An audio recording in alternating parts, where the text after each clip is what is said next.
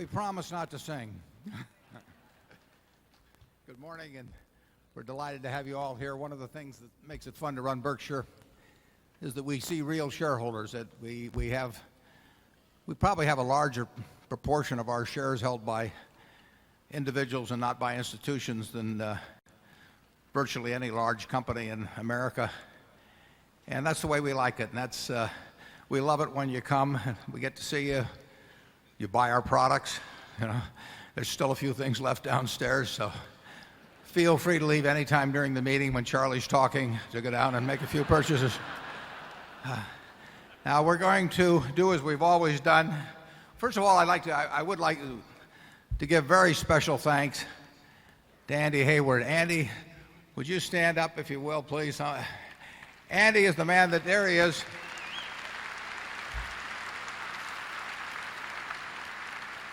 Andy does those cartoons. He recruits Walter Cronkite and Bill Gates, and he does the script. He gets Charlie and me to do recordings, and it's just wonderful the production he's put on. And for those of you, last year I mentioned a program that's on public broadcasting called Liberty's Kids. It's running consecutively. There's I think 40 episodes.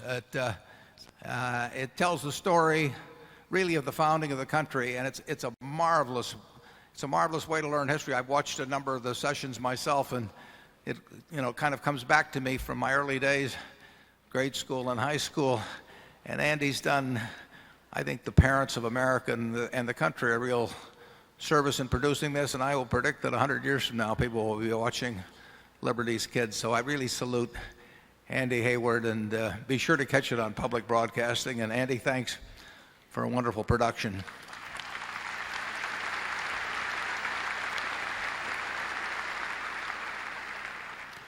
Now we're going to follow our usual procedure of leisurely proceeding through the formal part of the business in 3 or 4 minutes, and then I'll have a few comments actually on our business, and a couple of acquisitions, and then we will spend the rest of the day until 3:30 with a break for lunch.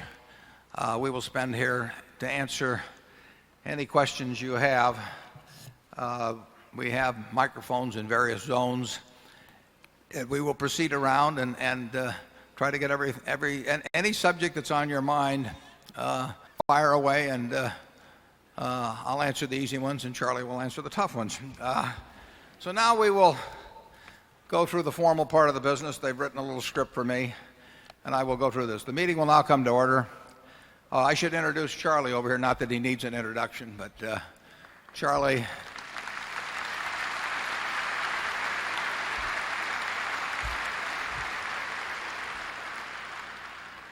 and I have been partners of one sort or another since 1959.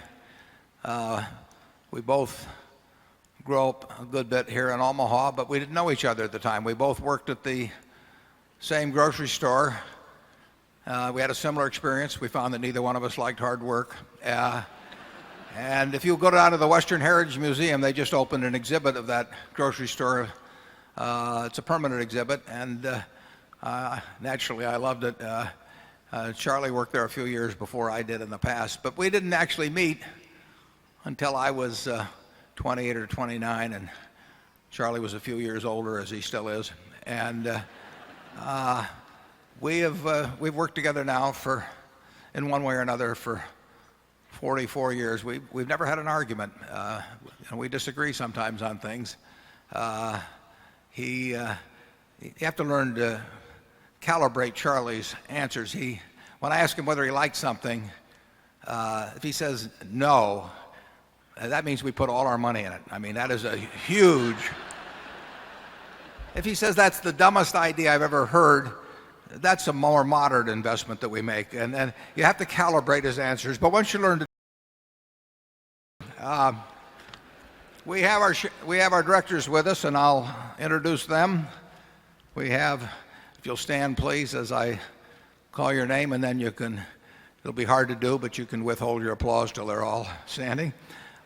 Susan T. Buffett, Howard G. Buffett, Malcolm G. Chase, Ronald L. Olson, and Walter Scott, Jr., in addition to Charlie. Those are the directors of Berkshire Hathaway.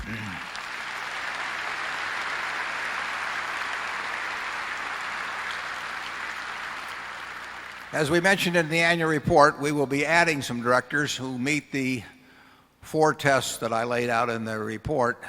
We'll be adding some of those probably within the next year whenever we're required to do so. We will be doing it, and we will have people who have a lot of their own money on the line, just like you do in Berkshire, and they will prosper or suffer in relation to how Berkshire does, and not in relation to their directors' fees or other things.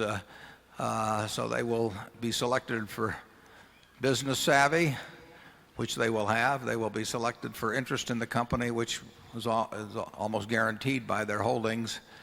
They will be selected by their shareholder orientation, which again I think that their holdings will produce. And we will have those people on board probably by our next meeting. Also with us today are partners in the firm of Deloitte & Touche, our auditors. They are available to respond to appropriate questions you might have concerning their firm's audit of the accounts of Berkshire. And I might say that almost any question would be appropriate. Mr. Forrest Crutter is Secretary of Berkshire. He will make a written record of the proceedings. Ms. Becky Amick has been appointed Inspector of Elections at this meeting. She will certify to the count of votes cast in the election for directors. The named proxy holders for this meeting are Walter Scott, Jr. and Mark D. Hamburg. We will conduct the business of the meeting and then adjourn the formal meeting. After that, we will entertain questions that you might have. Does the Secretary have a report of the number of Berkshire shares outstanding entitled to vote and represented at the meeting? Yes, I do. As indicated in the proxy statement that accompanied the notice of this meeting that was sent to all shareholders of record on March 5, 2003, being the record date for this meeting, there were 1,309,423 shares of Class A Berkshire Hathaway common stock outstanding, with each share entitled to 1 vote on motions considered at the meeting, and 6,763,493 shares of Class B Berkshire Hathaway common stock outstanding, with each share entitled to 1/200th of 1 vote on motions considered at the meeting.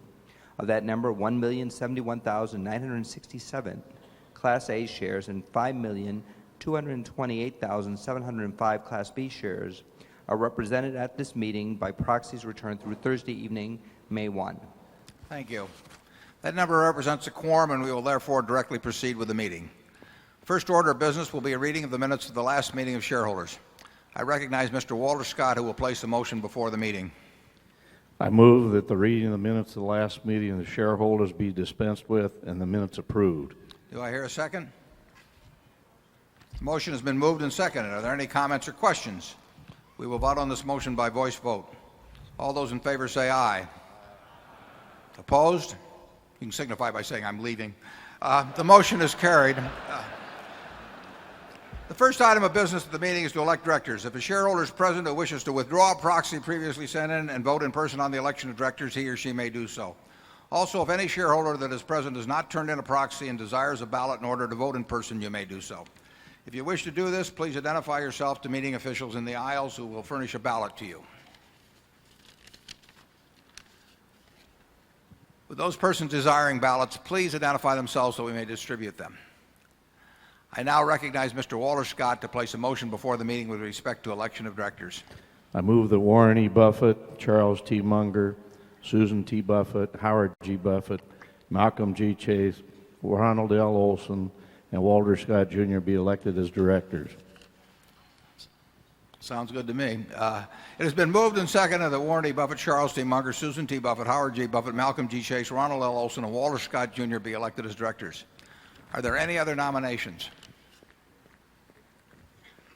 Is there any discussion? The nominations are ready to be acted upon. If there are any shareholders voting in person, they should now mark their ballots on the election of directors and allow the ballots to be delivered. Would the proxy holders please also submit to the Inspector of Elections a ballot on the election of directors, voting the proxies in accordance with the instructions they have received? Ms. Amick, when you're ready, you may give your report. My report is ready. The ballot of the proxy holders in response to proxies that were received through last Thursday evening cast not less than 1,058,098 votes for each nominee. That number far exceeds a majority of the number of the total votes related to all Class A and Class B shares outstanding. The certification required by Delaware law of the precise count of the votes, including the additional votes to be cast by the proxy holders in response to proxies delivered at this meeting, as well as any cast in person at this meeting, will be given to the Secretary to be placed with the minutes of this meeting. Thank you, Ms. Amick. Warren E. Buffett, Susan T. Buffett, Howard G. Buffett, Malcolm G. Chase, Charles T. Munger, Ronald L. Olson, and Walter Scott Jr. have been elected as directors. The next item of business is a proposal put forth by Berkshire shareholder Christopher J. Freed, the owner of 2 Class B shares. Mr. Freed's motion is set forth in the proxy statement and provides that the shareholders request the company allow Class B shareholders who own at least 7 registered shares of Class B stock to become eligible to participate in the shareholder designated contributions program. The directors have recommended that the shareholders vote against this proposal. We will now open the floor to recognize Mr. Freed or his designee to present his proposal. Thank you, Mr. Buffett. Good morning, my fellow shareholders. My name is Chris Freed, and I am here to present a shareholder proposal. This proposal is designed to extend the shareholder designated contribution program to include Class B shareholders. Let me first start off by saying in our shareholders owner manual, there is a statement that I would like to quote at this time. Although our firm is corporate, our attitude is partnership. Charlie Munger and I think of our shareholders as owner partners and of ourselves as managing partners. We do not view the company itself as the ultimate owner of our business assets, but instead view the company as a conduit through which our shareholders own the assets. With that in mind, I present the following proposal for a vote. This proposal would extend the shareholder contribution program to Class B shareholders who own at least 7 registered shares of Class B stock. Under my proposal, each Class B stock would be allocated 1/30 the value of the Class A donation rate. Currently, the Class A rate is $18, which translates to 60 cents per Class B share. The required minimum 7 registered shares results in no less than $4.20 being donated by a Class B shareholder. This figure is important for when inflation is taken into account. The donation rate will be on par with the original 1981 donation level when the shareholder proposal designated program was initiated. I do understand that there are certain perks involved with owning a Class A share. However, those perks should only be limited to voting rights and the ability to convert Class A shares to Class B shares. Therefore, I believe that it is inappropriate to extend the shareholder designated program to Class B shareholders. If Berkshire Hathaway is to truly follow what it preaches about this firm being a partnership among all of its shareholders, then Class B shareholders must have the right to at least have the option to take part in the shareholder designated contribution program. Thus, I ask my fellow Berkshire Hathaway shareholders to vote in affirmative on this matter. Thank you for your time. Thank you, Mr. Freed. And you're absolutely right that Charlie and I do regard our shareholders as partners, and we have ever since we really started. In fact, Berkshire, in a sense, evolved out of a couple of partnerships. Charlie had a partnership, I had a partnership. We made an investment in certain things, and a lot of our original partners are still with us as shareholders. Partnerships have, and when we set forth, or when we issued the Class B shares some years ago, we set forth the relative terms of the partners. And the Class A and the Class B are quite similar in economic terms, but they're not identical. And at the time we issued those shares to a new group of partners, Class B partners, we explained quite clearly, I believe, exactly what differences there were. There was a difference in voting rights. There was a difference in the Class A could be converted to B, but not the reverse. And there was a difference in the shareholder designated contribution program. Ever since we issued those shares, I don't know, maybe 6 or 7 years ago, we in effect have had a compact with both the A and B shareholders that we would treat the two classes in a way consistent with what was explained at the time of issuance.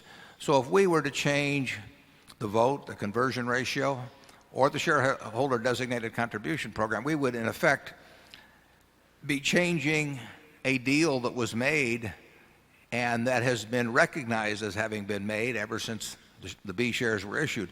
People have bought the A shares in preference to B because of certain reasons. People have bought the B shares for other reasons. But they have relied on the fact that we would abide by what we said we would do at the time we issued those shares. We'll not take anything away from the B. We'll not take anything away from the A. We'll run things just as they are. And in the future, I happen to have shares my holdings concentrated in A shares, but the A will never get any advantage over the B except for the ones we laid out at the time of issuance of the B. It would actually be unfair to A shareholders, and particularly to A shareholders who have bought since the B was issued, to tell them that the economic relationship between the A and B was being changed, even though only in a slight way, to the benefit of the B and the detriment of the A. We wouldn't do that in either direction, so that's why we recommended a vote against it. Charlie, do you want to add anything? Well, not only is all of that true, but the cost of getting down to all the B would be a very inefficient process. Yeah, of course, that's the reason. Back when we issued the B, I mean, we anticipated that, so it seemed like something that would offer very little value to the B at a significant cost to the company, and therefore we spelled it out quite clearly, I believe, in the original prospectus, and it's been spelled out in every annual report subsequently. So it's the deal, and the deal is also that we never change things to benefit the A in any way over the B, except as originally explained in the original prospectus and subsequently in all the annual reports. Is there a second to Mr. Freed's motion? What do we do if we don't get a second, Charlie? It dies. Okay. I guess it just died. But there's nothing inappropriate about bringing something like that up, Mr. Ray. I mean, I understand exactly what you're thinking about, but I think you have to think of fairness to both classes. Moving right along, figuring out where we are.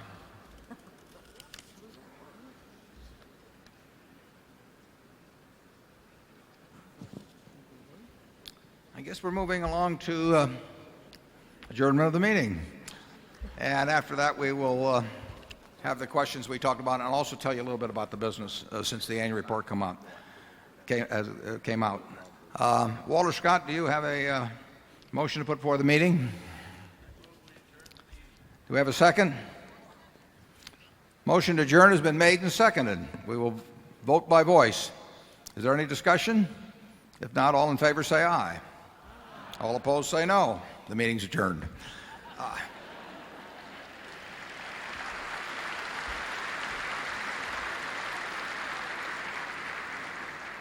Now, I'd like to bring you up to date on a couple of things, and then we will proceed with questions. We have 8 microphones placed around the auditorium here, and we will proceed regularly around and just keep going around and around. And Mark, do we have any microphones in the music hall or not? I'm not maybe if Mark could come up and inform me whether there's music hall or not, we can. There's two microphones in the music. It's 9 and 10. 9 and 10 are in the music hall. And are there quite a few people there? That's full. It's full. It's full? Yeah. Oh, okay. We haven't put microphones out on the sidewalks yet, but we'll get to that someday. We've contracted to make 2 acquisitions this year. You just read about one, perhaps in this morning's paper. It went on the tape at 7:45 yesterday morning Central Time, and that involved a contract to buy McLean's from the Walmart company. McLean's is a very large wholesaler to all kinds of institutions, but convenience stores, quick serve restaurants, the Walmart operation itself, theaters, restaurants, and this year we'll probably do something like $22 billion of business. So it's a very substantial enterprise with distribution centers around the country, with much in the way of transportation equipment. Walmart had owned McLean's since about, I believe, 1990. It grew substantially while they owned it. It's been run by a terrific manager who's here with us today, Grady Rozier. And Grady took the business from $3 billion to $22 billion or thereabouts. Walmart, for very good reasons, wants to specialize in what they do extremely well. And through Goldman Sachs and Company, we were approached by them a little while back about the possibilities of buying the business. It really makes sense for both sides, because Walmart knows what to do with the capital very, very well in their own business and has lots of opportunities, and this was something of a sideline to them. On the other hand, their ownership of McLean's resulted in certain people that would be logical customers of McLean's not wanting to do business because they didn't want to do business with a competitor. And we plan to see all those people very soon and explain to them that that's no longer the case, and they can sleep well at night doing business with us and not worry about benefiting their competitor Walmart. So this deal, a representative of Walmart came up last Thursday to Omaha, a week ago this past Thursday, a CFO, and we made a deal in maybe an hour or two, and shook hands. And when you shake hands with Walmart, you have a deal. And so the time remaining until yesterday morning, contract was put together, and it must go through the Hart-Scott-Rodino process to be cleared, but there's obviously no conflict. So we fully expect that in just a few weeks that McLean's will become part of Berkshire. And it serves presently about 36,000 of the 125,000 or so convenience stores. If you take the 50 largest convenience store chains in the country, it does 58% of the business with those companies. Sells each convenience store an average of perhaps 300,000 or a slight bit more of product a year, which those convenience stores then resell to the consumer. It also serves about 18,000 quick serve restaurants, primarily those operated by Yum brands, the Taco Bell and Pizza Hut and Kentucky Fried Chicken group. And it will have opportunities to serve many more as we go along. So we're delighted. If any of you get a chance to see Grady, or better yet, if any of you own a convenience store, step forward and we'll be glad to give you our card. It's really, Walmart knows that we will be a good owner. They know we'll be good for the people that work at McLean's. They know our check will clear, that we won't make a proposition and then run into the contract later on. And it's just an ideal way to do business, and we're delighted to add McLean's to the Berkshire group of companies.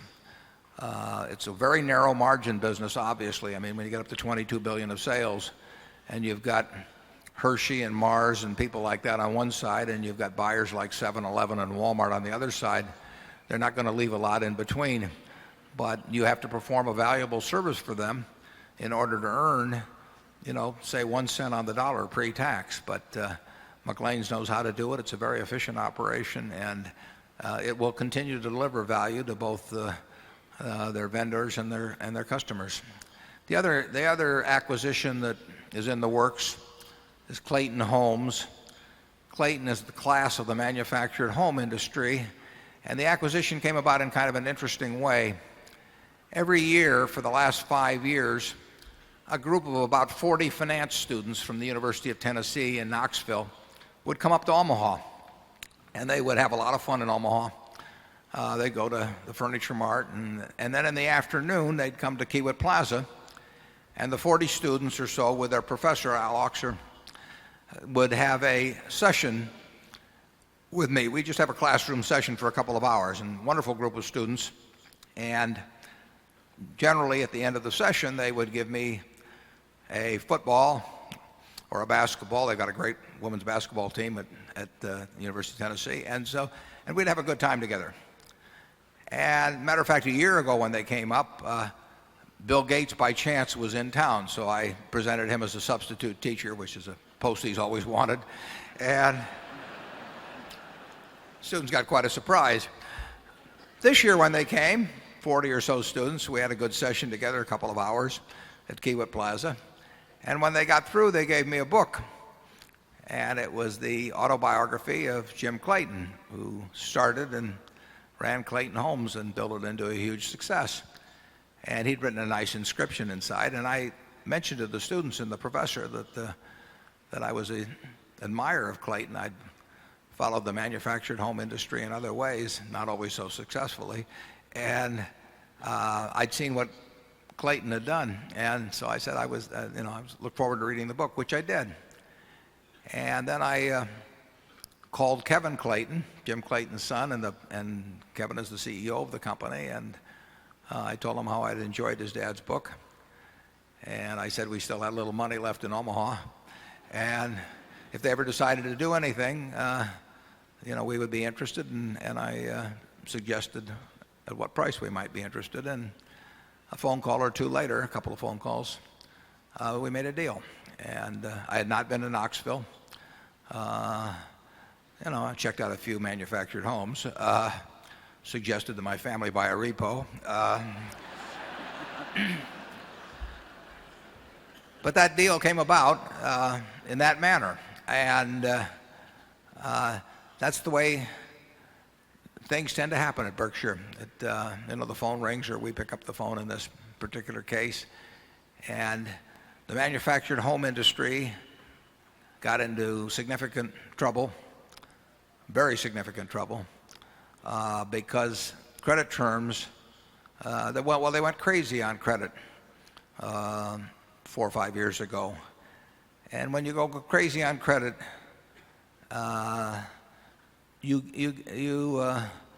suffer in a very big way, and that's what happened in that industry. Conseco, that some of you may have read about, ended up holding, or servicing, I should say, the $20 billion worth of manufactured home credit, and they got in big trouble for that and other reasons. And Oakwood, where we own some junk bonds, went into bankruptcy. They're a big operation in the country. A couple of the other biggest players in the industry are losing significant money. Manufactured home, the companies have lost the ability to securitize the receivables they get when they sell homes, and so the industry has been in the tank. This past year, there were maybe 160,000 new manufactured homes sold, but there were also about 90,000 repos came back, and that depresses the market enormously. And like I say, financing sources have dried up. A lot of people that lent money have left the field. So for the strong, as Clayton is, and particularly with a financial backer like Berkshire, 20% or so of all the new single-family homes are manufactured homes in this country. I mean, you can we can put you in one for about $30 a square foot. And if you compare that to a site-built home, it's quite a deal. I mean, I was amazed. They have 2,500 square foot homes, 2 stories. I mean, it's changed a lot over the last 30 or 40 years. And we've got an operation that even the competitors would admit it's clearly their class of the field. But even for Clayton, financing was getting more difficult. I mean, the lending community got burned very badly in manufactured homes, and people have sworn off them from the lending standpoint. And Clayton did securitize an issue in February of this year, but they had to keep more of the bottom layers of the securitization themselves. So it's a good marriage, and it's one where we will be useful to them, and we should do very well together in the future. The first quarter, I don't have final figures yet, and we'll put what I say today, we'll put it on the website so that everyone has the information before the opening on Monday. But the economy, as you know, has been quite sluggish. It's really been sluggish for a very long time. It's interesting. I wrote in a letter that's also on the website right after September 11th. I put something up there, and I said that we had been in a recession, which was not something that was generally acknowledged at that time, and I thought would be longer and deeper than most people anticipated. And what has happened is that really since late 2000, housing and autos have done quite well, but the rest of the economy has just been plain sluggish, and it continues. And during that time, we've dropped the federal funds rate dramatically down to 1.25%. Charlie and I probably wouldn't have predicted that we might ever see that in our lifetime, and maybe it'll even go lower. And we're running a huge budget deficit now, but business continues to be sluggish. So our non-insurance businesses generally did not do great in the first quarter. Our insurance businesses did extraordinarily well, and we will show, when the first quarter report is published, we will show an underwriting profit of about $290 million pre-tax, which is after about $140 million of charges for retroactive insurance, the acquisition costs on that, which I'm sure many of you that don't love accounting, all I can tell you is that it's a charge that many companies don't bear, but that we willingly bear because it gives us benefits. But our $290 million is after that charge. Our float grew by probably at least $1.3 billion. So we're up to $42.5 billion or so of float. And that means people are letting us use that money. And as I said, in the first quarter, did it not only cost us nothing to use the money, but in effect people paid us to use the money, which we would like them to continue to do. And I don't see our float growing much from this point. Charlie said last time that it was impossible for it to grow, but it probably would. I don't know whether he'll change his opinion on that, but I really think our insurance businesses are in exceptionally good shape. We have some of the best insurance businesses in the world.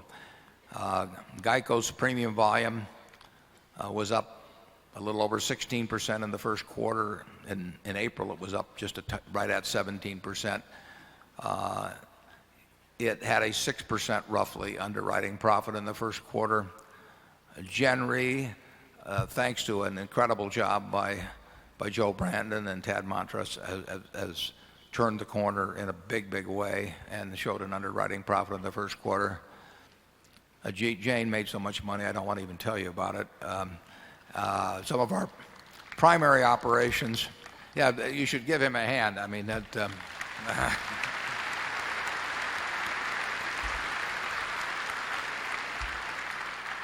when you get Charlie to clap, you know he's made us a lot of money.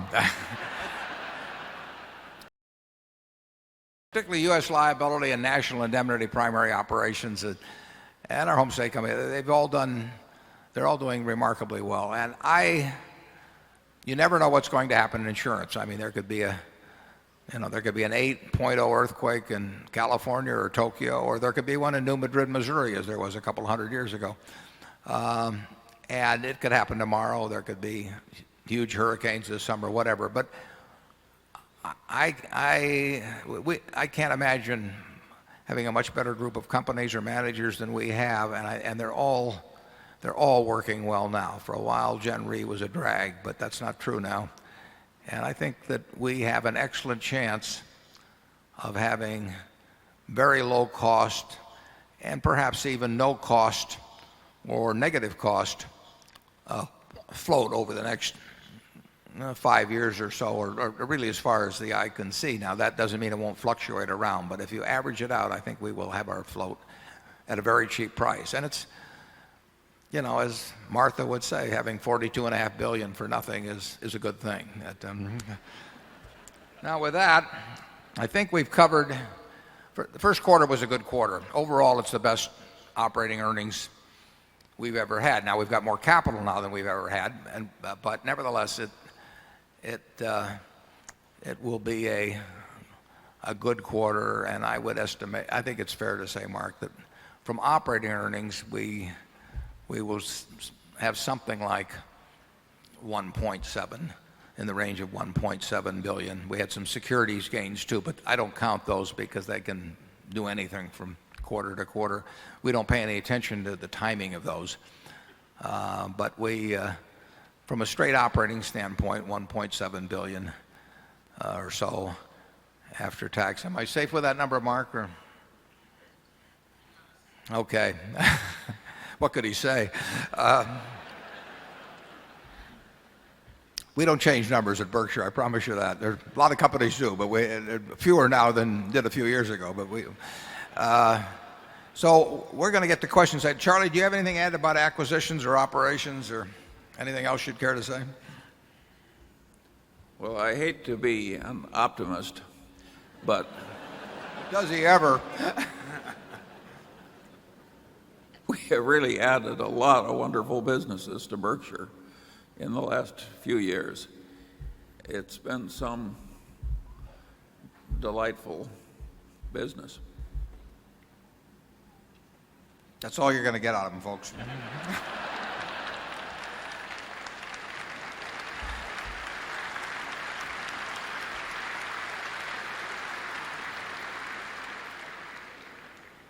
Okay, we're going to start around, and we've added 2 microphones to the music hall. And let's start with zone 1, which is over on my right. And do we have the first question? Good morning. I'm George Brumley from Durham, North Carolina. My first question is related to Executive Jet. It's been almost 5 years since the acquisition of Executive Jet, a purchase in a much different economic and geopolitical environment. What business metrics do you use to measure success in an industry with as much flux as this one, and what has changed in those metrics since the time of acquisition?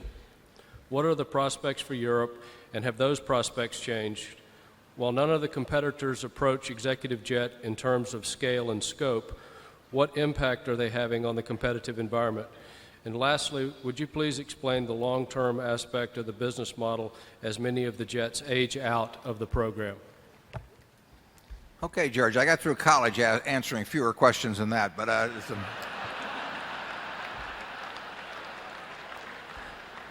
George's uncle was best man at my wedding, so he gets all he wants. The NetJets, as you will see in the first quarter, had a significant loss. A large portion of that loss was caused by the write-down of planes because they're I love it. They call it in the trade. They call them pre-owned planes. I call them used planes. But they do the same thing in manufactured homes, so they call them pre-owned homes instead of used homes. But in any event, putting aside the euphemisms, the used plane market, well, the business aircraft market is very soft. The used plane market has has far more planes for sale than, say, 3 or 4 or 5 years ago. That's going to affect the production of new planes, already has, and it affects pricing in used planes. And we have bought back planes from people leaving the programs, which we do and will continue to do, but we have bought during a declining market some of those, and we have had write-downs in connection with those planes, and you will see in our first quarter report, I believe that's probably the only operation we have that's losing money. And it's a popular product, it's a growing business, it's going to be a very big business in my opinion over the years, and we see it every day. I mean, we write a lot of business and customers are joining us. There are 3 main competitors. I think it's fair to say that they're losing significant money from operations, forgetting about any markdowns they might have on their own inventories. Our market share, we get figures from the FAA as to registrations and as to people that are selling their planes, and our share of market, which was always the largest, has gone up dramatically in the last couple of years. It's gone up to roughly 75% in terms of value of planes, and we're talking 75% of the 4-company market. It's gone up even higher than that in terms of net planes. In other words, new planes sold, less planes coming back.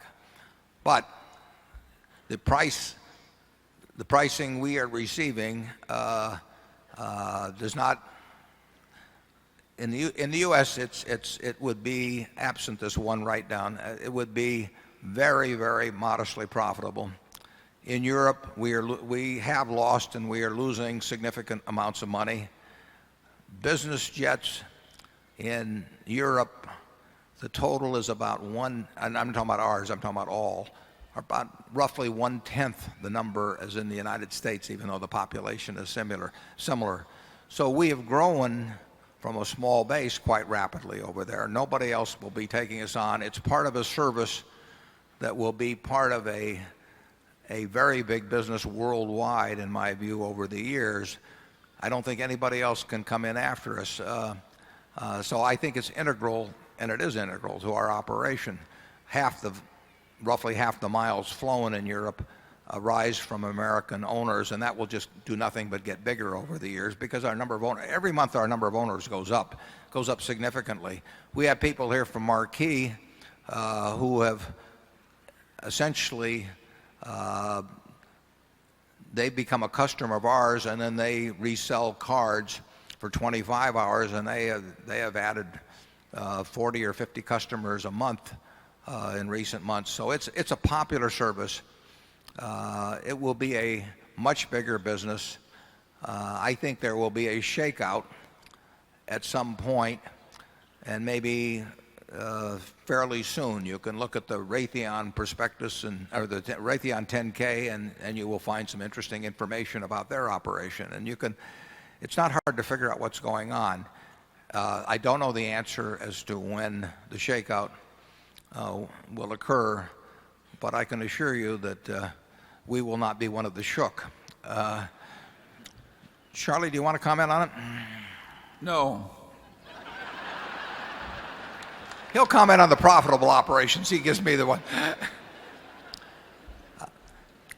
The long-term business model is that basically we believe that perhaps 10 times the number of people that are now flying us with us will be flying with us some years in the future, that having the best service, the best record, and the best policies for safety and security will leave us very dominant in the field, and that people will pay an appropriate price for the service. And we see all kinds of evidence of that, but we do not see a profit this year, in my view, at NetJets. Let's go to number 2. Good morning. I'm Mark Rabanov from Melbourne, Australia. I had 2 related questions for you, gentlemen. Basically, both are related to float. Float, as you indicated, is a very large part of our asset base. Assuming our policyholders continue to renew with us and we keep control of our combined ratio, can we count the float as pseudo-equity when calculating the intrinsic value of Berkshire? And the related question was, can we not expect the float to keep growing at, say, 10% per annum for the next 5 to 10 years, given that we're still really a minority player in this segment? Thank you. Well, I wish it would grow at 10% or so, at least if it were profitable, which I do have a belief that it's likely to be. Our float is $42.5 billion on March 31st, roughly. I think the entire float of the American property casualty industry, could be something roughly in the area of $500 billion. So we may be some figure like, 8% or a little bit more, maybe even 9%, somewhere in that range, of the total PC float of the United States. Now, it's true we have a little outside the country too, but the big part of the world PC market is in the United States. When we started out in 1967, I think maybe we had 10 million afloat. So to go from 10 million to 42 billion, frankly surprises me. But it's going to be much harder to grow at significant percentage rates in the future. And our goal, we love the idea of growing, but what we really want is cost-free float. I mean, that is the goal. And growth is not at the top of the list at all. I mean, I hold our managers responsible not for delivering more float. I hold them responsible for delivering profitable float. And that is key in our mind at all the time. If it comes along, we love it. But we will find out whether it comes along or not. The first part of your question, if indeed the $42.5 billion can be obtained at no cost, or even better yet, at a profit, its utility to us is like equity. Now, you couldn't realize it upon liquidation necessarily. Oh, well, you wouldn't realize it on liquidation, and you couldn't necessarily realize it on sale. That would depend. So I'm not telling you how to count it as in terms, whether you count it in terms of intrinsic value. You have to make that decision. But it has the utility to us of $42.5 billion of funds derived from equity without issuing common shares. And that's one of the reasons we've always been so enthused about it now for, 35 or 36 years. It's a great business for us. And every now and then we get off the track. We got off the track in the early 80s. We had a problem or two in the mid-70s. And we had a problem with Gen Re for a few years. So there's nothing automatic about it. And I will say this. I think for most companies in the PC business, the PC business is not a great business. It's a commodity business to too big a degree. So I do not think most companies in the PC business will get float at an attractive cost. We have to be an exception. But we have some exceptional companies and some exceptional managers, and I truly believe that we will obtain our float at considerably less cost than the industry, and that is the goal. GEICO, if it would continue to grow at 16%, for example, this year, that adds $1 billion of premium volume. Well, that doesn't generate as much float at GEICO as it generates at Gen Re, but it generates float. So GEICO's float will grow. I'd bet my life on that. But certain of our other transactions are more opportunistic in nature, and that float could even shrink. And if the float shrinks, that's fine with me as long as we produce underwriting profits. We'll go wherever it goes. Charlie? Yeah, with interest rates as low as they are now, this float we have so laboriously built up isn't worth so much to us on a short-term basis. After all, what do we have, $16 billion of cash on hand earning a very low rate of return. So the incremental dollar afloat doesn't look all that advantageous now, but we have a more long-term view than that. We figure that eventually we'll do a hell of a lot better than 2%. We're not getting 2% on that 16 billion, Charlie. We do have, incidentally, on March 31st, we have roughly 16 billion in cash, not counting any cash in the finance operation, because that's a little bit phony in terms of its utility. I mean, it's offset by borrowed money. But other than the finance operation, we have right at 16 billion in cash and cash equivalents, and we also have a lot of bonds and things of that sort.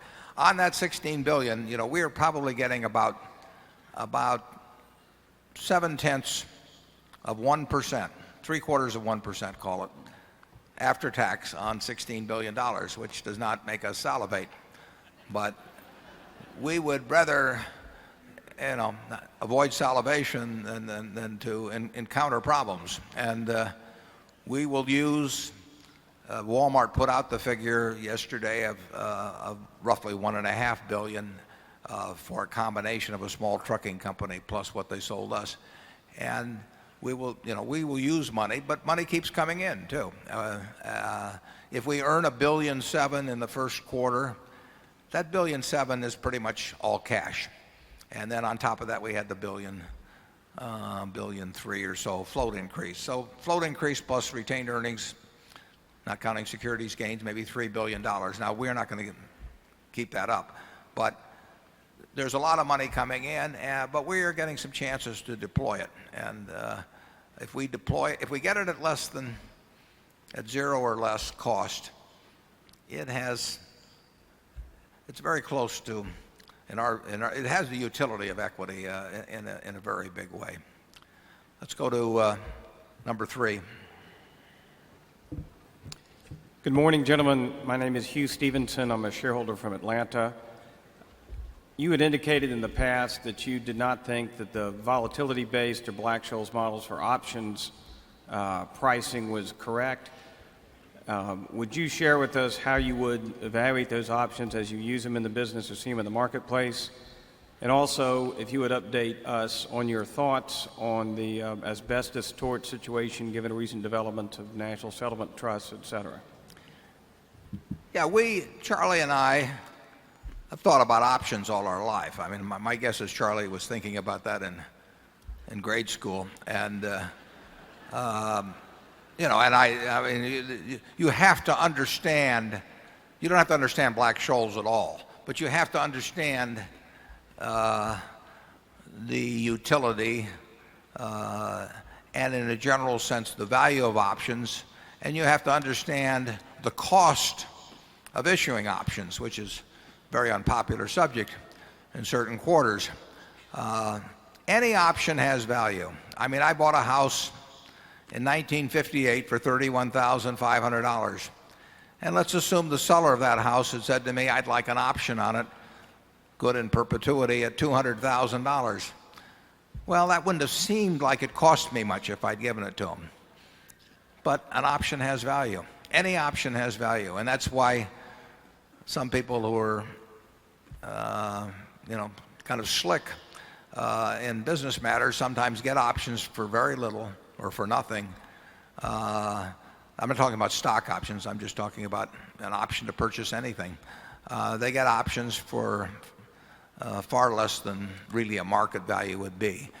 Black-Scholes is an attempt to measure the market value of options, and it cranks in certain variables, but the most important variable that cranks in that might be subject, well, it might be a case where if you had differing views you could make some money, but it's based upon the past volatility of the asset involved, and past volatilities are not the best judge of value. I mean, if you looked at a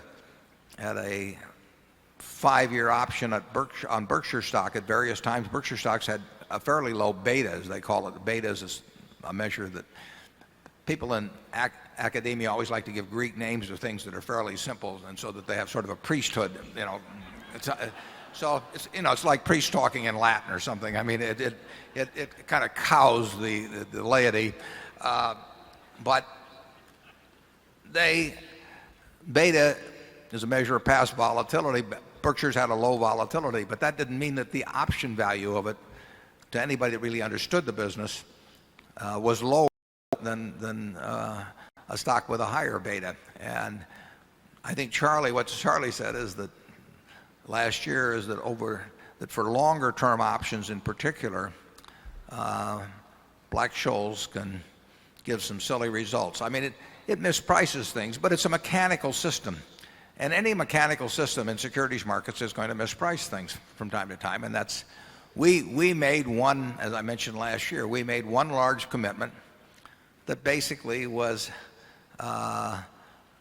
had somebody on the other side of it using Black-Scholes and using market prices, took the other side of it, and we made $120 million last year.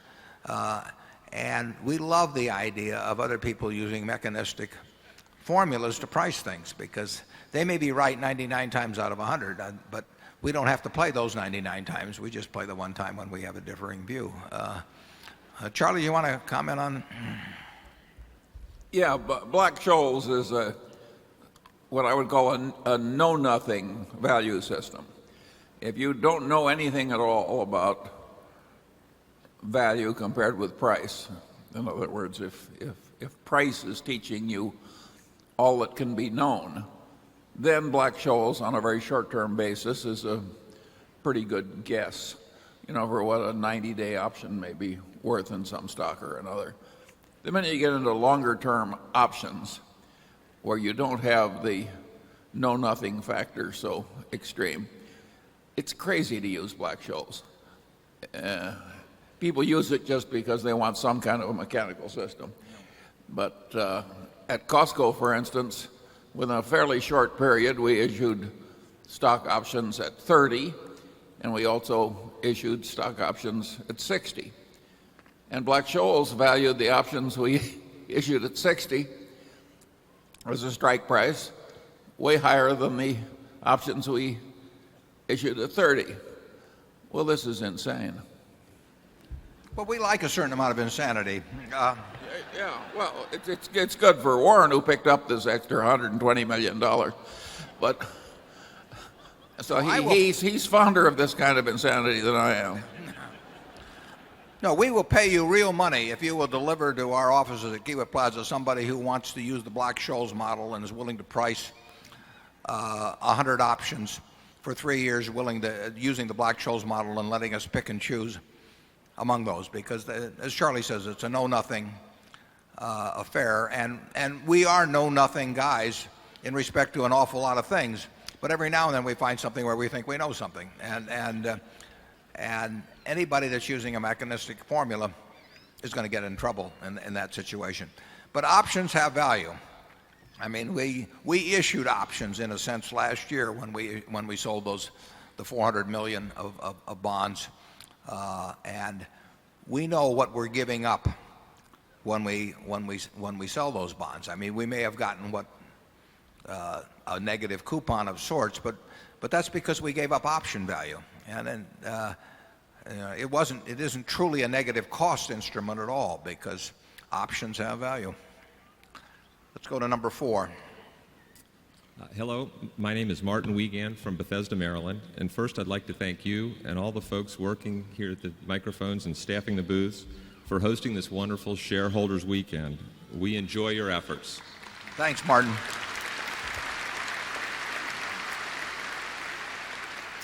My question is about a company getting its employee compensation aligned with shareholder interest. Charlie Munger, in one of his outstanding Investor Digest interviews, cites the case of FedEx getting it right. In the newspapers, we've all just read about American Airlines, Bethlehem Steel, and a lot of other companies getting it wrong. I find precious little written about compensation systems. Would you share with us how you get it right at Berkshire companies? Also, your old golf coach and racetrack friend Bob Dwyer asked me if you would like to share with us your pick in the Kentucky Derby. Is Bob back there with you, Martin? No, in the middle. Oh, Bob. Yeah, Bob and I did spend a lot of time at the racetrack in high school. He was not only the basketball coach at Woodrow Wilson High, but he was also the golf coach. And whenever I wanted to go to the races, he would write an excuse to my other teachers saying that we had to go out for the golf team. And then we would head off to Charleston or Havre de Grace or Pimlico someplace, and he cleaned up his act subsequently. It's good to have Bob with us. He was known for his famous 3-iron shots. He was known as Trolley Wire Dwyer in those days. Charlie, do you want to talk about comp a little? Well, as the shareholders know, our system is different from that of most big corporations. We think it's less capricious. The stock option system will give extraordinarily liberal awards sort of by accident to some people, and it will deny other people any reward at all at some different time, in spite of great contributions made by the people who are getting nothing. So, except where we inherit it, we just don't use it. But we must be in a minority far less than 1%, right? It's where we like to be, right? No, it's interesting. We inherited some stock options at Berkshire primarily in the General Re transaction, and not through any failing of anybody or there's no aspersion to be cast, but at all. But those options turned out to be quite valuable. They would not have been valuable if General Re had been left alone as a standalone company. They profited from the fact that other parts of Berkshire did well, and the money went to the people that had these options who delivered nothing to the performance of Berkshire for a while. Now that is not an indictment of anybody in the least at Gen Re. It's an indictment of an option system which represents a lottery ticket and also a royalty on the passage of time, because as you know, an option holder has benefits from retained earnings and benefits not at all from dividends. And that puts his interest maybe quite contrary to that of the shareholders.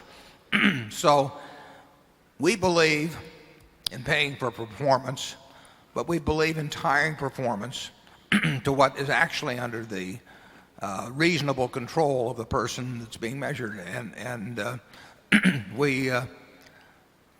give a lottery ticket on the overall results of Berkshire Hathaway to someone who is running a business that's 1% of the whole is really crazy. And I would say that you have seen probably more misdirected compensation throughout the corporate America in the last 5 years, than in the 100 years before that.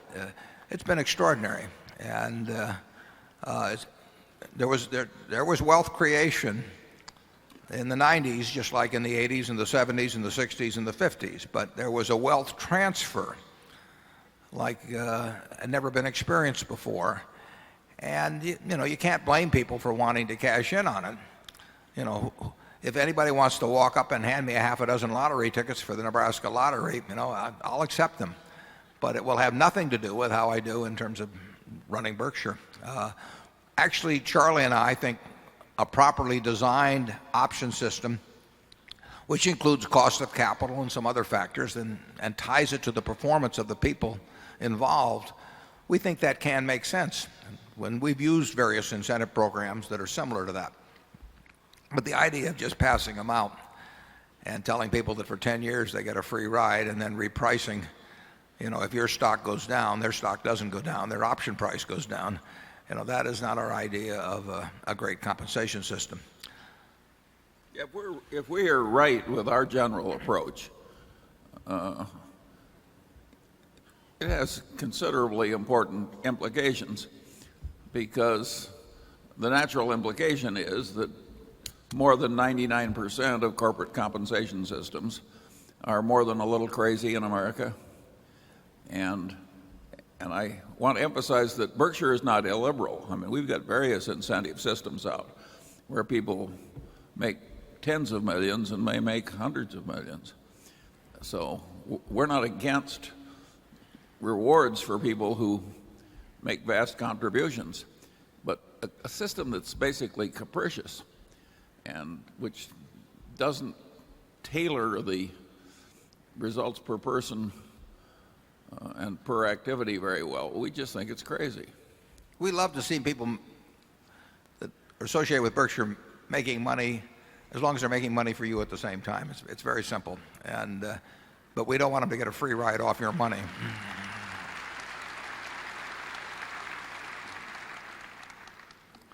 Compensation's an interesting subject, and I'm going to write about it next year some. But you know, it's not a market system. You can read all you want. I mean, you know, the PR people will tell you, you know, that Joe Smith's compensation was determined by a market system, and he's just like a baseball player or anything of the sort. But he's not just like a baseball player.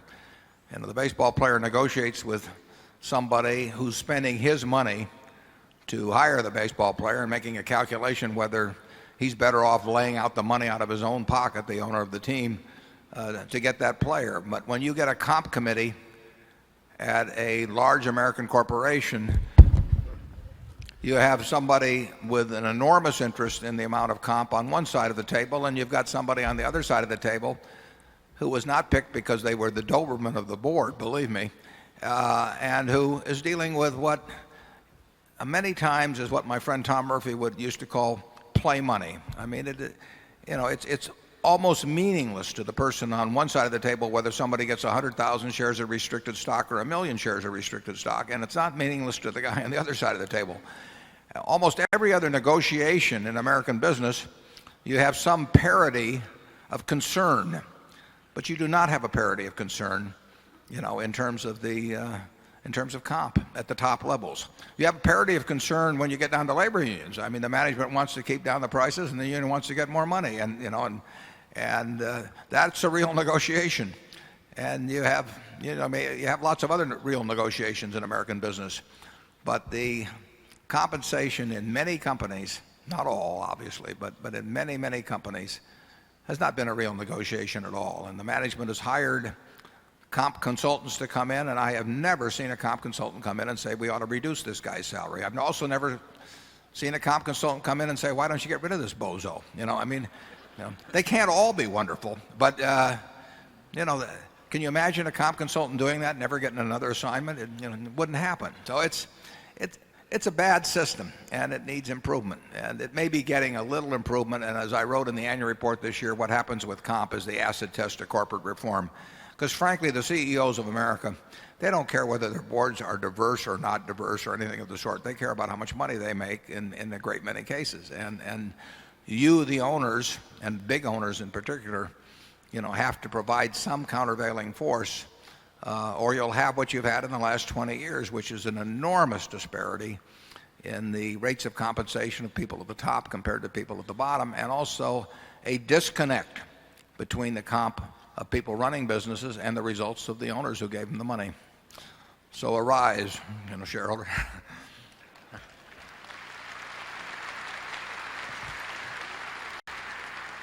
Let's go to number 5. Good morning. Good morning. My name is Matt Sauer, and I'm from Durham, North Carolina. In a 1977 Fortune magazine article titled How Inflation Swindles the Equity Investor, you argued that corporate earnings in aggregate acted like a bond coupon and thus were negatively impacted by high inflation. Due to high inflation at the time, you posited a world where a 12% return on corporate equity was reduced to 7% after taxes and netted out to 0% in real terms. You have been sounding downcast about the prospects for equities for several years, much of which we assume relates to extreme starting valuations. If inflation was decidedly bad for investors in 1977, isn't the relative lack of it in today's economy at least one mark in the plus column for equity owners? Is there also a future inflation expectation component in your warnings that investors are likely to be disappointed by equity results? Well, there's no question that the lack of inflation is a plus for owners. I mean, the real return you will obtain, in my view, from owning American business, if purchased at similar prices, the real return will be higher if we have long periods of low or close to no inflation than if we had long periods of high inflation. I don't think there's any question about that, because that article went on to explain how you got taxed on nominal returns and fictitious returns in real terms. So your question is about which period is better for investors. A low inflation period over any long period is better for investors. And the problem, as you pointed out also, was the starting point in terms of predicting modest returns for equity investors. The returns weren't necessarily so modest, I predicted. They were just modest compared to what people had begun to think returns would be during that long bull market from 1982 to 1999. There were polls taken by Gallup, working with, I think, Payne Weber at the time. Now they've moved it over to UBS Warburg, that showed the expectancy of people in the stock market, and those returns that people expected got up to 14 or 15%, as I remember. And they were thinking they were going to get 14 or 15% in a low inflation environment. Well, that was dreaming. And there's nothing wrong in a low inflation environment at all in earning 6 or 7%. That's probably as well. Well, it is as good as will happen, because in a low inflation environment, how much is GDP going to grow? Well, GDP, if you have a 2% inflation and even 3% real growth, you're talking about 5% in nominal terms GDP growing. If GDP grows at that rate, over time corporate profits will grow more or less at that rate. And if corporate profits grow at 5% a year, the value of those corporate profits, the capitalized value, will probably grow at something like that over any long term with a sort of a normal starting point. And add that to dividends, and you will get 6 or 7% before frictional costs. Investors incur a lot of frictional costs. They don't have to, but they do, and that often is 1.5%, 2% of their investment. So the math isn't bad. It's just bad for those people that got used to or expected very high returns based on looking in the rearview mirror back in 1998 or 1999. Charlie? My general attitude is just slightly more negative than Warren's.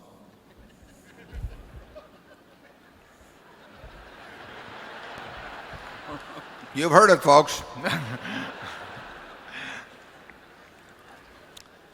That isn't the end of the world. I mean, in effect, if the people who own American business get 5 to 6% of the pie, $10 trillion economy now, someday a $20 trillion economy. But if we get 5 or 6% of the pie, those of us who put our capital out to produce goods and services for American business, for American consumers, American population, is that I don't know whether that's, is exactly what somebody who designed the universe would come up with, but it doesn't strike me as crazy in either direction.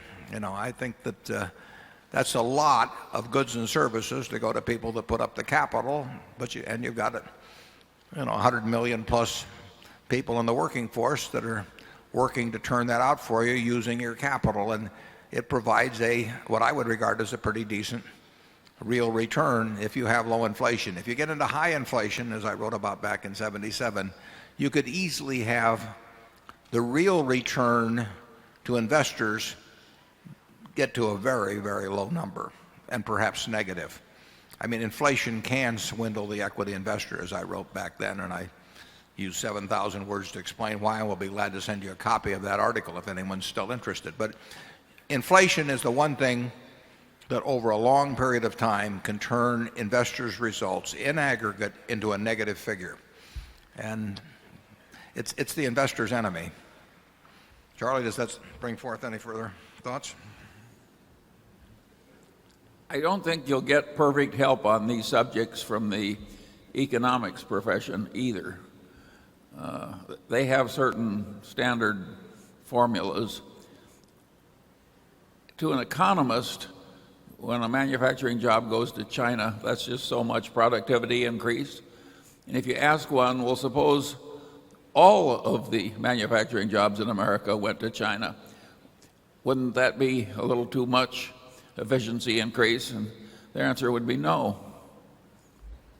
People actually get paid for thinking like this in major universities.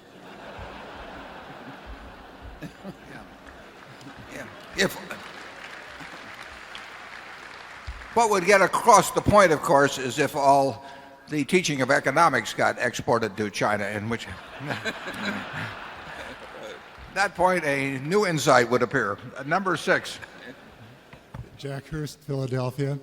I have a question about the managers and a comment and a question about the insurance operation. These meetings are a lot more fun with more subsidiaries and more managers. I also think more educational because you get to interact with them. Is there any do you get any feedback from the managers that they enjoy coming here and they get anything out of the meeting? Well, we have a number of our managers here, and I do. Well, we don't require anybody to come. I mean, we have managers that very, very seldom have come to a meeting, and I don't keep names. I can't even tell you which ones they are. But some, if they enjoy it, they come. Many of them, of course, have operations down below selling you things, and some of them come to help out in that respect. But we've got we have a sensational group of managers. They run their own businesses. They're extraordinary at doing what they're doing. We don't get in their way. We don't demand that virtually that they do anything except work for the owners. But I hope you meet some of them here today, because the ones that are here obviously enjoy interacting with the shareholders, and it's fun to put faces to functions. I mean, I enjoy it. I think a lot of them enjoy coming here, and the people that are working downstairs, they volunteer to come, and they enjoy seeing the shareholders, and they enjoy bragging about their companies, and they've got a lot to brag about. And I hope you thank them when you see them, because it's a lot of effort for them. When I got here at 6 o'clock this morning, but there were people that were here a lot earlier than that. They were working yesterday to get ready for this, and I want to thank them myself. Charlie? Yeah.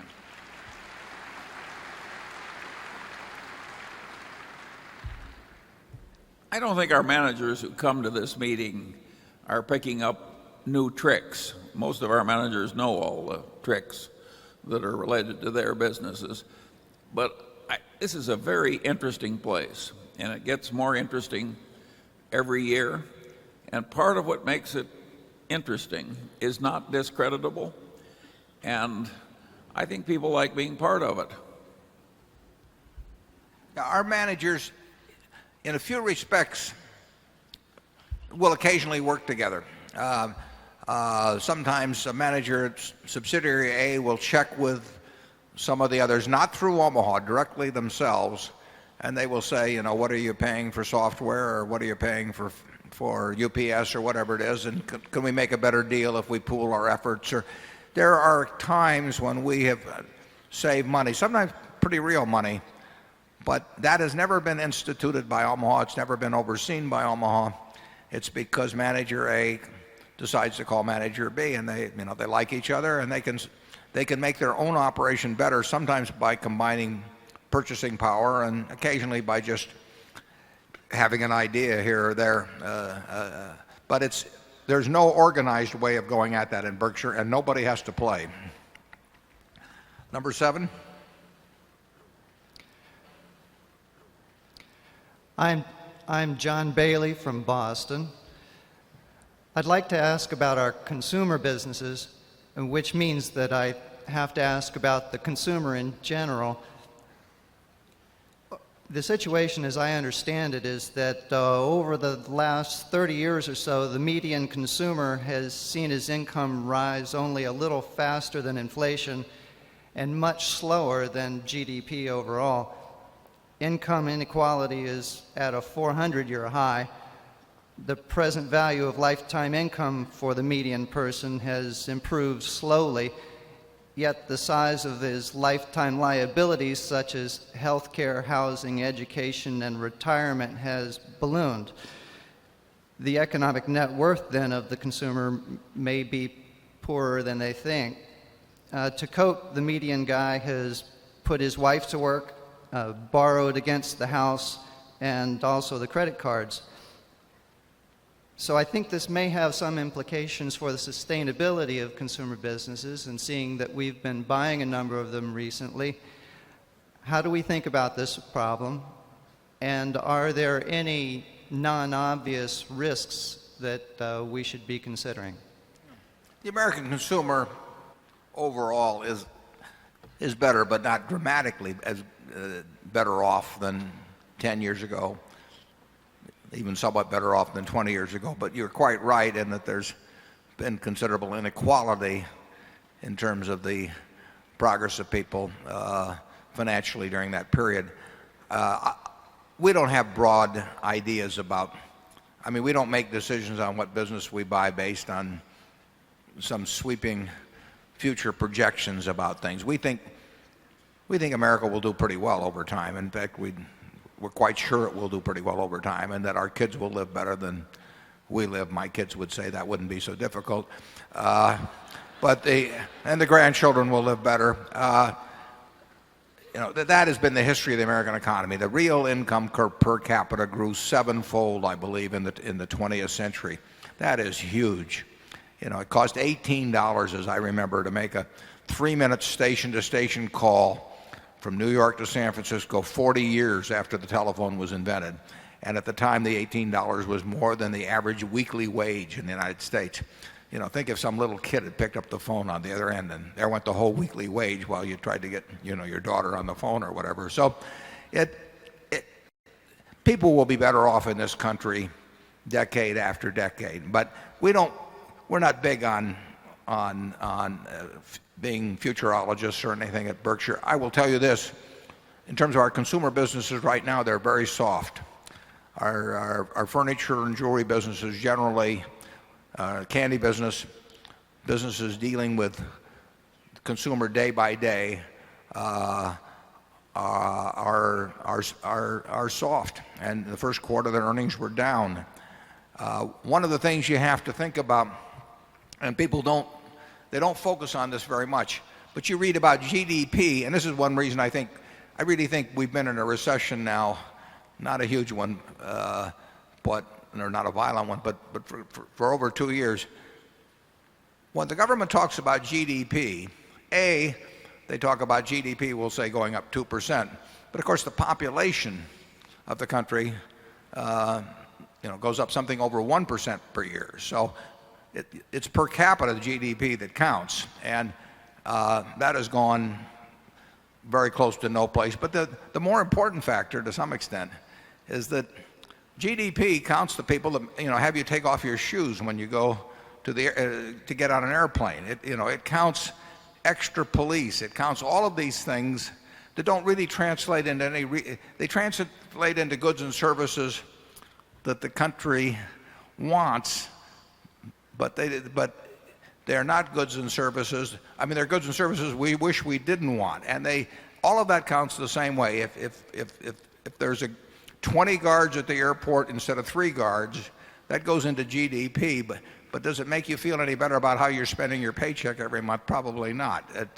And when you get into a war, for example, if you drop planes into the ocean, that's part of GDP, the cost of manufacturing those planes. But it doesn't do anything for you at your house. So in terms of what I would call desirable GDP, I think my guess is that on a per capita basis, that has gone no place in the last few years, as we've diverted resources to other things that don't really translate to what goes into your house or onto your table. And the quality of GDP is something that is not really talked about very much when you pick up the economic reports every day. Charlie? Yeah, and the type of figures you gave us about inequality tend to obscure a basic and important fact.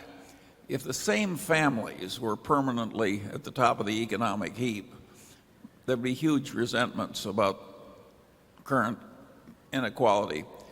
But when the coupon clippers and the DuPont family go down and somebody creates something like Pampered Chef and comes up, in a real sense, something wonderful is happening in terms of equality, even though at the end it looks like there's been no progress. That much churn makes people think the whole system is fair.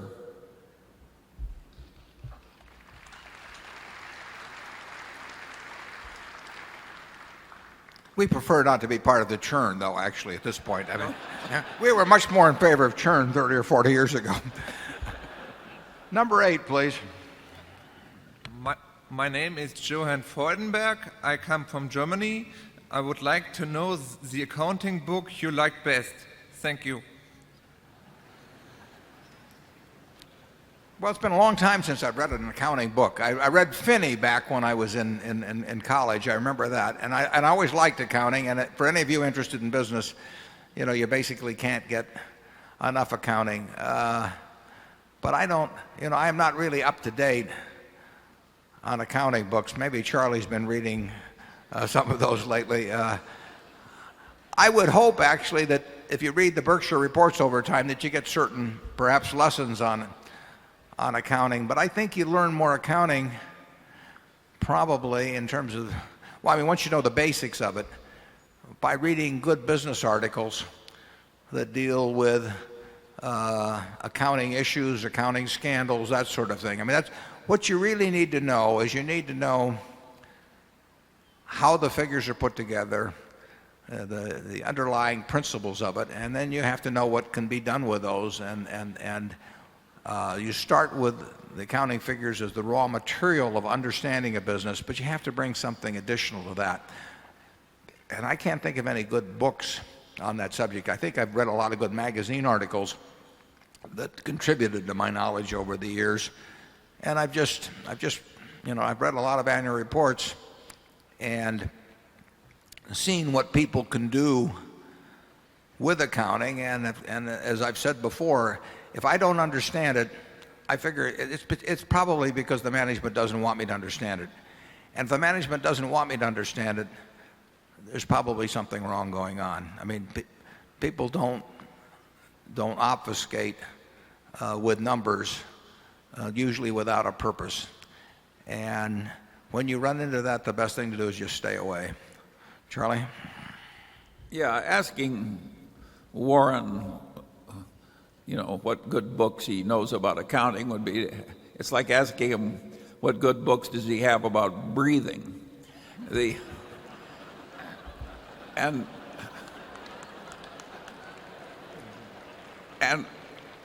what the implication of that is that you start by learning the basic rules of bookkeeping, which are sort of like the basic rules of addition and subtraction. And then you have to spend a lot of time before that accounting gets related to the larger reality. And that's a lifelong process. Okay, we're going to try and go to the music hall, number 9. Is this working? I believe so. Okay, good. Bill Ackman from New York City, and my question is as follows. Insurance companies, could you comment on insurance companies taking on credit risk through the sale of credit derivatives, the adequacy of the accounting for these derivatives, and finally, could you explain why the financial guarantee insurers, who are the primary sellers of these derivatives have the same AAA rating Berkshire has, despite their more than 140 to 1 leverage and the correlated nature of the risks that they take on? Well, I think you should go to work for Standard & Poor's or Moody's. The question about credit insurance or credit guarantees of one sort or another, that's become very popular, and it's become actually popular with sort of the standard insurance, property casualty insurance companies in recent years. And I would say that in many cases the people participating in that business don't really know what they're doing. It's so easy in the insurance business. It's the curse of the insurance business. It's also one of the benefits of it, is that people hand you a lot of money for writing out a little piece of paper. And what you put on that piece of paper is enormously important. But the money that's coming in that seems so easy can tempt you into doing very, very foolish things. we had a situation here in Omaha 15 or 20 years ago in the mid-'80s where Mutual of Omaha, largest health and accident association in the world at least at one point, and they decided to go into the reinsurance, property casualty reinsurance business. And in a very, very, very short time, they wrote not very many contracts, and it resulted in wiping out half of the net worth of everything that had been built up over many, many decades. If you are willing to do dumb things in insurance, the world will find you. I mean, you can be in a rowboat in the middle of the Atlantic and just whisper out, I'm willing to write this, and then name a dumb price, and you will have brokers swimming to you, with their fins showing, incidentally. It is brutal. I mean, if you are willing to do dumb things, there are people out there, and it's understandable, but they will find you, and you will get the cash up front. You will see a lot of cash, and you won't see any losses, and you'll keep doing it because you won't see any losses for a little while, so you'll keep taking on more and more of this, and then the roof will fall in. And I mentioned in the annual report how GEICO had taken in, $70,000 of premiums in the early 80s for a few policies, and they thought they were just picking cherries at the time, and they reinsured a lot of it. And so far we've lost $93 million. Now the most we could make was 70-odd thousand, and I don't know what the most we can lose is, but I know that 93 million has gotten my attention. When you're playing in a game like that, you can't afford to make a mistake. I mean, a single mistake or a few mistakes that are correlated, as you've mentioned, because these things do correlate, a few mistakes will overcome a lifetime of savings. I mean, you will make a few cents on the dollar when you're right, and you will lose incredible sums when you're wrong. And in credit insurance, when you go around a lot of people went around guaranteeing credits based on ratings, and they said, well, we'll guarantee a whole bunch of single A ratings, or we'll create these structured arrangements that involve A-rated credits. And they would use a lot of studies that would show that X% of A-rated credits defaulted per year, and you go back to the 30s, and all these back-tested arrangements. But the problem with that is that what the questioner mentioned is correlation. And when things go bad, all kinds of things correlate that no one ever dreamed correlated. And what you had, of course, in the debt field was you had a whole bunch of, say, telecoms or energy companies that were all rated similarly, but they were correlated in a huge way, and you weren't getting a diversification. You were getting a concentration that you didn't realize. And there's nothing more deadly than unrecognized concentrations of risk. But it happens all the time. So I would say we see a BAA credit enhanced to a AAA credit by somebody guaranteeing it, and they may guarantee it for 10 or 15 basis points, and yet the spread in market yield might be 100 basis points. That does not strike us as smart. And I would say this about the AAA rating. They have a AAA rating for claims paying, but they don't carry, I don't think, general AAA. There's only, I think, 8 or 9 AAAs left in the United States. Berkshire Hathaway is one of them. But I believe there's only one other insurance company, which is AIG. And then there's a half a dozen other companies. So those companies are not in the same class credit-wise as Berkshire, nor are they recognized as being in the same class. But I would say you could get into a lot of trouble at 140 to 1 at some point insuring credits. Charlie? Yeah, he also asked about the quality of accounting.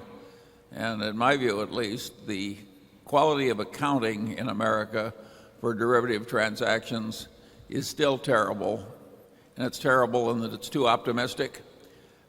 And one of the places where it's most terrible is when you talk about guaranteeing future credits way out, years ahead.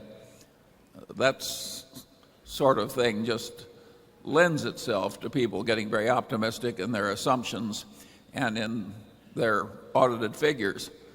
And people pay attention to the audited figures, not the underlying reality. So therefore, if the accounting is lousy, the business decisions are lousy. And I think that's going on mightily as we sit here. Yeah, there are dozens of insurance organizations or trading organizations in the country that have written credit guarantee contracts in derivative form in the last few years, in fact, on a huge scale. I will guarantee you virtually that every single one of those contracts that was written in the first week, whoever wrote it, recognized some sort of an income account or an income entry, and that somebody got paid a little bit of money for writing each one of them. And you know that many of those are going to go bad, and maybe as a category that it's going to be a terrible category. But nobody ever wrote a contract and recorded a loss at the time they wrote it. I mean, they just don't do it. And I will tell you that there are a lot of those contracts that if somebody wrote them for me, 10 seconds later, I would have paid somebody to take them off my hands, so that I would have regarded them as having a built-in loss. Nobody ever records a built-in loss on a derivative contract. In fact, I find it extraordinary that you have two derivative dealers, and dealer A and dealer B write a ticket, and dealer A records a profit and dealer B records a profit. Particularly if it's a 20-year contract. I mean, that is the kind of world I'd love to live in, but I haven't found it yet. Number 10. Hi, good morning, Charlie, Warren. Jerry McLaughlin from San Mateo checking in from the music hall. You should see yourselves over here. We're about 12 feet from wall-size images of both of you, which is interesting, but the See's candy box is so big, I understand what Tantalus went through now. How many people do you have in the music hall? We probably want to get a cop to estimate, but I'd say it's a couple of thousand. Anyway, moving right along, hoping I can get a twofer here. One is at Brander's, small company we run, we're spending a lot more on employee benefits anymore. Health insurance in particular is going up and up again. And lots of times in the press years ago, and now again a little bit, you're hearing the drumbeat of a healthcare crisis and what it costs employers to provide health insurance. I got to figure that's on the minds of a lot of Berkshire operating company managers. I'm wondering whether both of you feel, is crisis the right word with respect to cost? Looks like bigger percentages of our GDP are going to healthcare. Is that because we think we're getting better healthcare, or is it really just sort of inflationary? Second thing is, at the risk of you thinking we're all a bunch of kooks over here, a couple of people over in this side of the hall have asked me to ask you, Warren, whether you're seriously considering being cryogenically frozen at some point, I think, hopefully in the distant future. Cryogenically frozen. We had that last year. Yeah, and the guy who asked the question last year has put me up to a follow-up for him. Hey, and finally, unrelated to those two. Do I look like I'm closer to where I need it? And last thing is, when you guys look at companies and you're thinking about earnings into the future, do you have any rule of thumb? How far in the future do you think you can look typically with a company you believe in, you think you understand the business? Is it 5 years, 10 years? Do you really think you've got sort of the perpetual into infinity income stream to calculate the value on? Thanks. Yeah, well, we don't project as far out as we might have to if we thought we could be successfully frozen. No. But we're going to own these businesses forever. So we want a business that we think is going to have, if run well, some kind of competitive advantage over many decades. We're not going to resell them. And we better have something that is not only good now, but that's going to stay good. So we don't buy hula hoop companies or pet rock companies, and we don't buy companies in industries that we think will have great explosions in demand, but where we don't know who the winners will be. So we look we like to think we're looking a long way into the future. On health care costs, the only company-wide managers meeting, we had far fewer managers then, but we had a meeting of most of the then smaller number of managers 15 or 20 years ago, where we did talk about what the various companies were doing on health costs, because they were then the fastest increasing part of our cost structure. And today, workers' compensation costs would probably be, and some other insurance costs unrelated to health, would at least in the last couple of years, have moved up even more dramatically than health costs. But health costs are huge for us in many cases, running $6,000 or $7,000 per employee, but moving up at a fast rate. And that is an inflationary part of the U.S. economy that we can't solve and our employees can't solve, and it becomes a big part of the kind of costing. It's a raw material costs. We had higher energy costs in the first quarter, but health costs are the ones that are going to just keep coming and coming, in my view, and I don't have any great answers for it. Charlie runs a hospital and knows a lot more about the health system than I do, so we'll see what he has to say. Well, I would argue that the quality of the medical care delivered, including that from the pharmaceutical industry, has gone up enormously. And of course the cost has too, but it's a much richer country, and I don't think it's crazy if the United States wants to spend 15% of GDP on health care. And if it went to 16 or 17, I wouldn't consider it the end of the world. Eventually, of course, there would be a place where it wouldn't be smart to spend so much. Do you think if we're spending 13 or 14%, and other countries that seem to have fairly good systems are spending 7 or 8%, that we're getting our money's worth relative to them?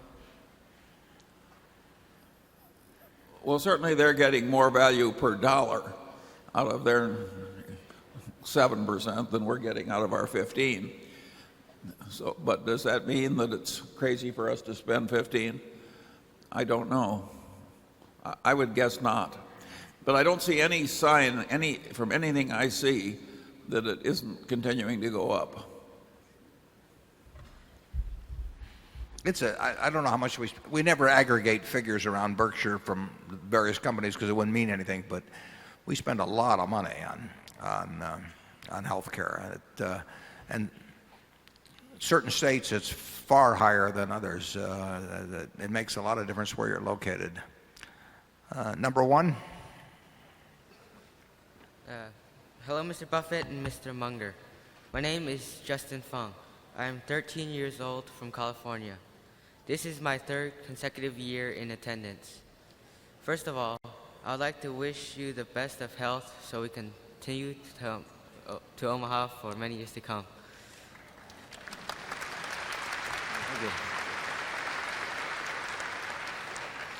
Thank you for answering my question on friendship last year.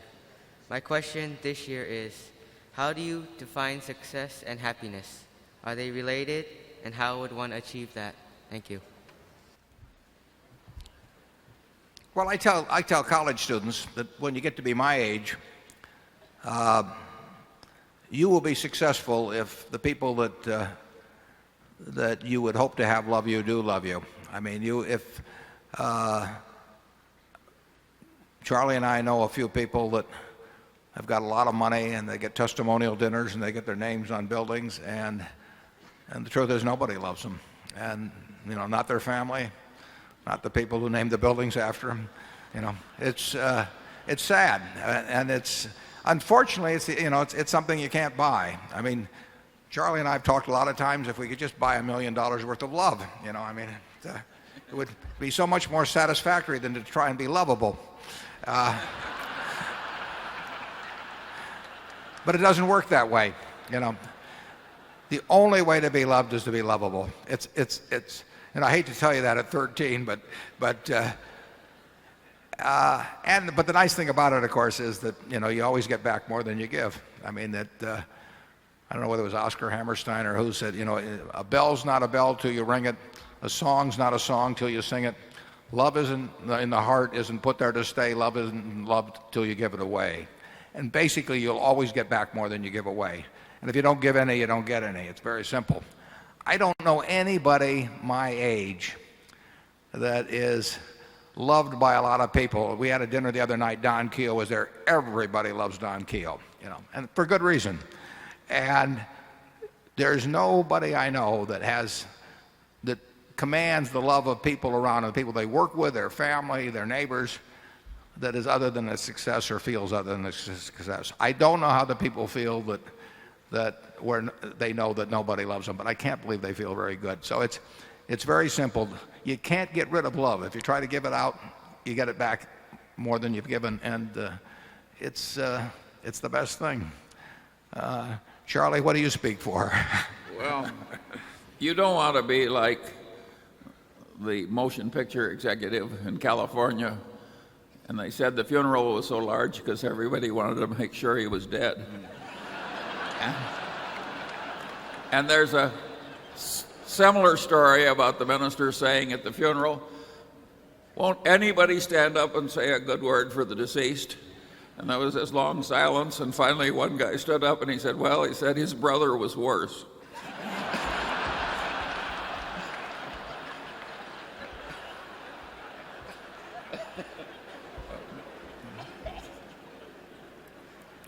I would say this: look around, people older than you are. Look around at your older relatives or whatever, and you will not see an unhappy person who is loved by those around them. I mean,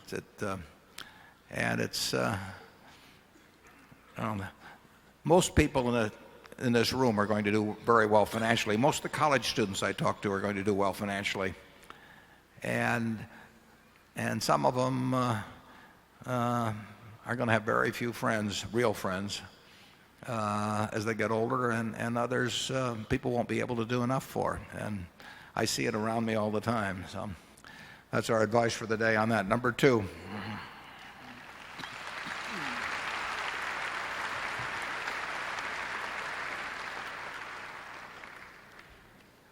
Hello, my name is Kevin Truitt, and I'm a shareholder from Chicago, Illinois. Mr. Buffett and Mr. Munger, thank you for putting on this marvelous event for your shareholders and partners. I thoroughly enjoy and love coming here. I get so much education from this, and the people here are just wonderful. I have 3 hopefully short questions. The first 2 questions are for you and Mr. Munger, and the third question is for you. My first question is, Mr. Munger, you are largely credited with moving Warren away from the cigar butt approach to investing as it was practiced by Ben Graham.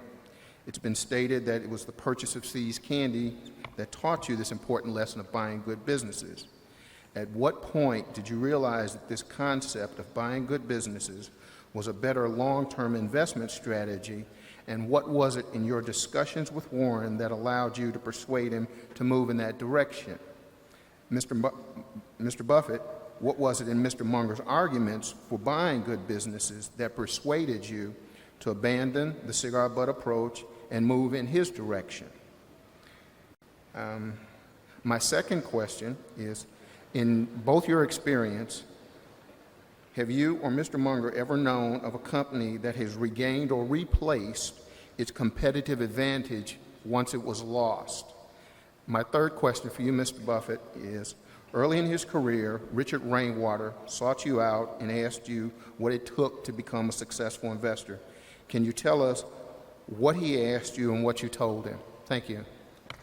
Yeah, the last question I don't remember at all. I mean, Rainwater called me a couple of times, but I don't really remember the conversation. There's a lot of years ago, and I probably said the same. I would have said the same thing to him as if I got a question asked in this meeting.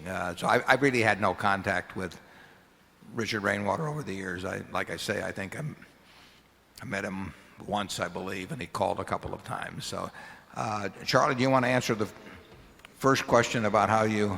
Yeah, well, I think there's some mythology in this idea that I've been this great enlightener of Warren Buffett.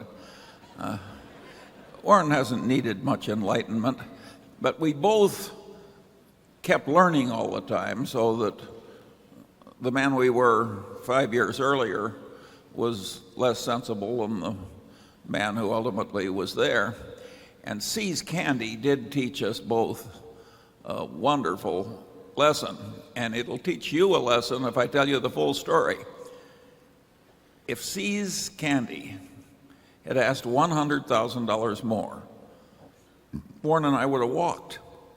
That's how dumb we were at that time. 10,000 more. And one of the reasons we didn't walk is while we were making this wonderful decision, we weren't going to pay a dime more. Ira Marshall said to us, "You guys are crazy.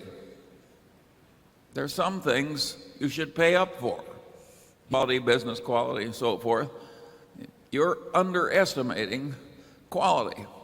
Well, Warren and I, instead of behaving the way they do in a lot of places, we listened to the criticism. We changed our mind. And that is a very good lesson for anyone. The ability to take criticism constructively is well, think of all the money we made from accepting that one criticism. And if you count the indirect effects from what we learned from buying C's, you can say that Berkshire's been built partly by learning from criticism. Now, we don't want any more today. Yeah.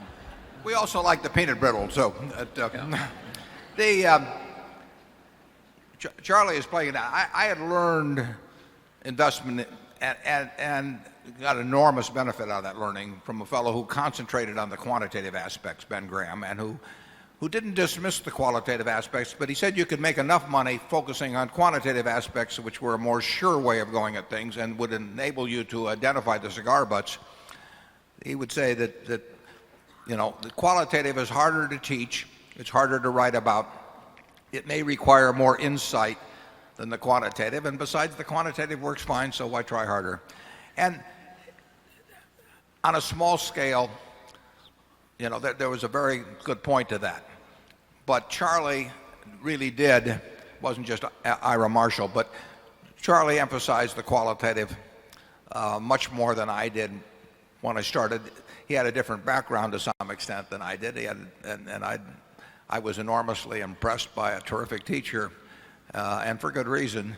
But it makes more sense, as we pointed out, to buy a wonderful business at a fair price than a fair business at a wonderful price. And we've changed I've changed my focus anyway, and Charlie already had it, over the years in that direction. And of course, we have learned by what we've seen. I mean, it's not hard when you've watched businesses for 50 years, to learn a few things about them as to where the big money can be made. Now, you say, when did it happen? It's very interesting on that, because what happens, even when you're getting a new important idea, is that the old ideas are still there. So there's this flickering in and out of things. I mean, there was not a strong, bright red line of demarcation where we went from cigar butts to wonderful companies. And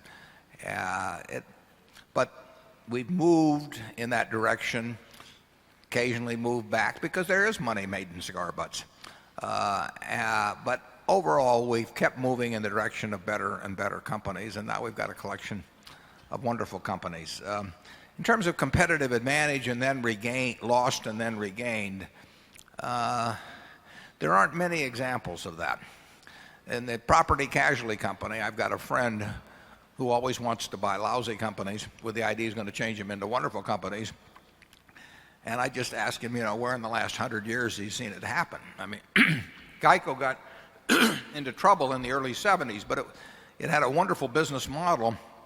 It did get off the tracks, but it wasn't because the model went astray. It's because they started reserving incorrectly and went crazy on growth and a few things like that. But the basic model was still underlying it. You might argue that one company that lost its competitive position and then came back in a different way actually was Pepsi-Cola. I mean, they were twice as much for a nickel too. They were selling on a quantitative basis.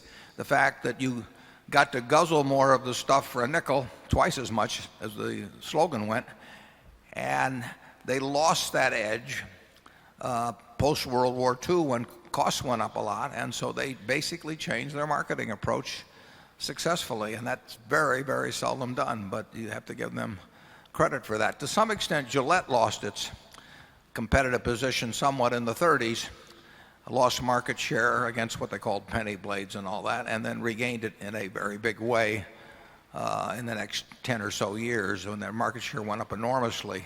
But generally speaking, if you lose your competitive position, the Packard Motor Company had the premier car in the mid-30s. The Cadillac was not the premier. It was a Packard. And then they went downscale one year, and they never came back. They jumped their sales that one year because everybody wanted to own a Packard, and now you could own one a little cheaper. But they never regained that upscale image again. And certain department stores have done that too. They've had an upscale image, and you can always juice up your sales, particularly if you got a great upscale image by having, this sale or that sale and going down market. It's very hard to go back up market again, and you've seen some great department stores that have had that, or specialty stores that have had that problem. Charlie, you got any thoughts on that? No more. Okay. Number 3. Hi, I'm Bruce Gilbert, a stockholder from New York City. And about 4 or 5 years ago, I put most of my family's portfolio, actually all of it, into Berkshire Hathaway. And over the past 4 or 5 years, the stock price has remained rather steady, and I've withstood the year 2000 when friends were making 50% and I was losing 50% on my investment. But I have to admit, when I read your Fortune article last year and you referred to the stock price as expensive, I felt badly. Now, I spend my days sometimes having fun figuring out the value of Berkshire Hathaway. But at night, after that comment, I could also wake up in worry and fret. And I realize you talked recently a lot about the qualitative and quantitative aspects of things. And I guess I would like you, with your self-reflective position and knowing that I'm asking you to do something like maybe talking about your breathing, what went into that comment to call the stock price expensive in terms of your weights and measures? What price, what value? What do you think about the company and its stock price when you say it's expensive? I think I don't remember the exact wording of that article, but I'm quite sure that I told the author of that article, and I'm almost positive it was in the article, that I said I thought it was more attractive than owning the general market or the S&P. So I was saying that I preferred it to the general market. I'm certainly happy having 99 and a large fraction percent of my net worth in it. I've never sold a share. I am not the least bit uncomfortable about holding it until the day I die, and quite a bit thereafter. But I have not thought stocks were cheap at all for some time, and I've never wanted to encourage anybody, particularly in the last few years, to buy Berkshire or any other stock, because the market, I felt that I felt we had a great bubble, and I think Berkshire's value has improved. I think Charlie does too, fairly significantly in recent years. And I would, if I had a chance to swap tax-free my Berkshire for the S&P 500 or for any mutual fund or anything, I wouldn't give it a thought. But that does not mean I think either Berkshire or stocks are cheap. Charlie? I've got nothing to add to that. I don't think we've ever recommended the purchase or sale of Berkshire that I can remember. We did say at one time we would repurchase shares, which has a certain underlying message to it. And we said at other times we wouldn't buy shares. That doesn't mean we'd sell shares at all, but we wouldn't have bought them under the prevailing conditions.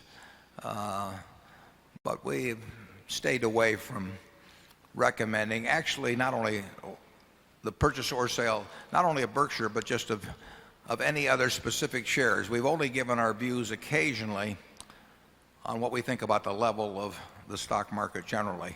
But I do think if you go back and look at that article, I wish I had it here, but I think you'll find that I said I preferred it to equities generally. I do think that there's a lot to be said for developing a temperament that can own securities without fretting. I think that the fretful disposition is it's an enemy of long-term performance. Well, I think it's almost impossible if you're to do well in equities over a period of time if you go to bed every night thinking about the price of them. I mean, Charlie and we think about the value of them, but we would be happy, just as in that movie, if they closed the stock exchange tomorrow. Dick Grasso wouldn't be happy, and Jimmy McGuire, our specialist, wouldn't be happy. It wouldn't bother me and Charlie at all. We would keep selling bricks, selling dilly bars, selling candy, writing insurance. A lot of people have private companies and they never get a quote on them. We bought See's Candy in 1972. We haven't had a quote on it since.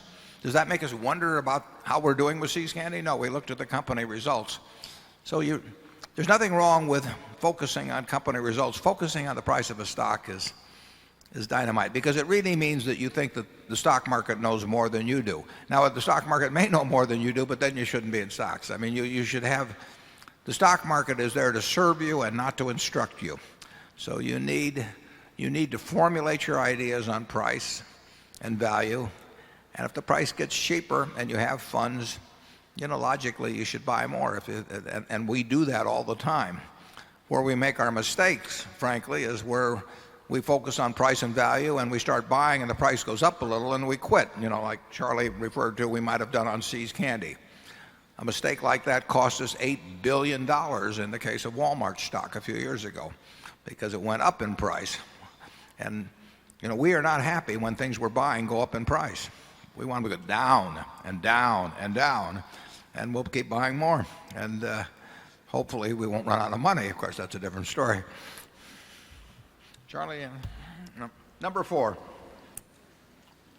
Hi, David Anklin from St. Louis, Missouri. Thanks for the weekend. It's very nice. It's always entertaining here. According to an article in The Economist, the AAA rating is very important quality for reinsurance to have. Swiss Re, Munich Re have lost their AAA ratings. Gerling is out of the ballpark. Will the reinsurance business at Berkshire become unintentionally exposed to higher risk because it is now a major reinsurer still holding a AAA rating, even though it practices a very severe underwriting discipline? No, the AAA can't increase our risk, because it should not affect what we do. It may affect what gets offered to us. I mean, logically, we should get business offered to us first and last. I mean, we are the reinsurer that's going to pay for sure 5 years from now, 10 years from now. So we have contracts, we have structured settlements with paraplegics that are counting on us to make a payment to them 50 years from now. And those people are in wheelchairs, they may be on oxygen, all kinds of things. And they are depending on a little piece of paper that has our name on it, and it says we're going to pay them for the rest of their life. And it's very, very important to them whose name is on it. But that doesn't cause us to it shouldn't cause us to do anything at all stupid. It just means that people that care about security of future promises should come to us. But there's no reason at all, because Munich or Swiss Re loses their AAA, that we should underwrite in any way differently than we do now. It just should mean that we have more to choose from. And I can assure you that as these companies lose their AAA, and a number have in the last year and a half, we have been tightening our underwriting very materially at Gen Re. Now, it needed tightening, but we are now, in my view, we have a great underwriting culture at Gen Re, and historically it had it most of the years. It drifted away from that, but I think it's back in spades now. So I don't think you have to worry about that. Charlie? Well, I certainly hope we are better underwriters than Munich Re. No, let's not name names. No. Munich is a fine company. The rule at Berkshire is we praise by name and we criticize by category. And I do think Munich is a fine company, but they lost their AAA, frankly, because they probably had they were too exposed on the equity side, on the asset side, in equities relative to net worth, and I think they probably agree with that. But they have a very strong and important position in insurance, and we do a lot of business with Munich Re, and we'll continue to do so. But there are others we won't do business with, incidentally. I mean, there are some very weak reinsurers in the world, and if there were to be a major natural catastrophe, or if there were to be a major financial catastrophe, there are a number of reinsurers, in my view, that would not pay. And we conduct our affairs so we'll always be able to pay. Number 5. Good morning, gentlemen. My name is Olaf Hein from Germany, and not surprisingly, I have a question concerning the German reinsurance market, fitting nicely in the context of the questions before. When you acquired General Re, I believe you inherited also a substantial stake in Cologne Re. Now, in your last letter to your shareholders, you hinted that a major reinsurance company might be in trouble, widely believed to be Gerling Re, just mentioned. You also mentioned about an hour ago that Germany was kind of a drag, insurance-wise, if I understand you correctly. I don't believe I didn't mean to say that. Okay, but it helps to formulate the question. Okay, well, for the purpose of your question, we'll assume I said it, yeah. But I didn't say it. So now General Re decided to exercise a call option on the remaining shares of Cologne Re, another German reinsurance company. And my question simply is, what motivated you to do so? Yeah, that's a good question, and it was sort of somewhat misreported in the press what happened on that. What really happened is that Gen Re, I don't know whether it would be about 6 or 7 years ago now, acquired a significant position in Cologne from the controlling shareholder with a put and call arrangement for the remainder. I don't even know the history exactly of why they went for this two-step transaction, but basically it was a two-step purchase, so that all along we have accounted for Cologne as if we were going to exercise the option, because in effect, if we didn't exercise, they would exercise, and it was fait accompli that we would buy that stock right from the start. So we made an affirmative decision 6 or 7 years ago to buy a very significant percentage of Cologne. We now have about we will have about 89% when the options exercise. But there's nothing new in the fact that we are now doing it. The put and call arrangement, as I remember, became effective essentially this year. So this was the year that something had to be done and was planned to be done all along. And it reflected no new judgment, no new decision about Cologne in the year 2003. It reflects a decision that was made in 1996 or 97, whenever the original purchase was made. And Cologne is an integral part of General Re. I mean, we knew all along that we would own 89% of it pursuant to this contract, and that's always been in our thinking from the moment we sat down with the Gen Re management to make a deal some years ago. So the press has sort of implied that there's something new in this transaction that's occurring this year, and there really isn't. Number 6. Charlie, you don't have anything on that. No. Good morning, Mr. Buffett. This is Abhishek Dalmia coming from the land of Mr. Ajit Jain, which is India. The question if you have any more like Ajit over there, send them. We need them. Right. My question pertains to the allocation of a company's free cash. And the question is, under what circumstances would Berkshire consider parting with its money for a share buyback program as opposed to retaining it for future acquisitions? Thank you. Yeah, that's a good question, and we addressed that a bit back a couple of years ago. In fact, I think our annual report for 1999 came out on March 12th. I believe it was March 12th, on a Friday or night or a Saturday morning. That was the day the NASDAQ hit its high and Berkshire hit its low on the exact day. And we said we would, the next morning on the internet, on a Saturday morning, we said we would repurchase, but we wanted you to have the annual report first, but we might repurchase at those levels. And the NASDAQ never saw its level of 5,100 again, and Berkshire never saw its level of whatever it was, 41,000 or thereabouts. Our preference, and we stated this 20 years ago, even is to buy businesses. We want to add businesses of a quality with managers of a quality equal to those we already own at prices that make sense. And that's our number one preference. If we thought Berkshire was significantly undervalued and we thought the likelihood of using the money to buy businesses, the probability was low,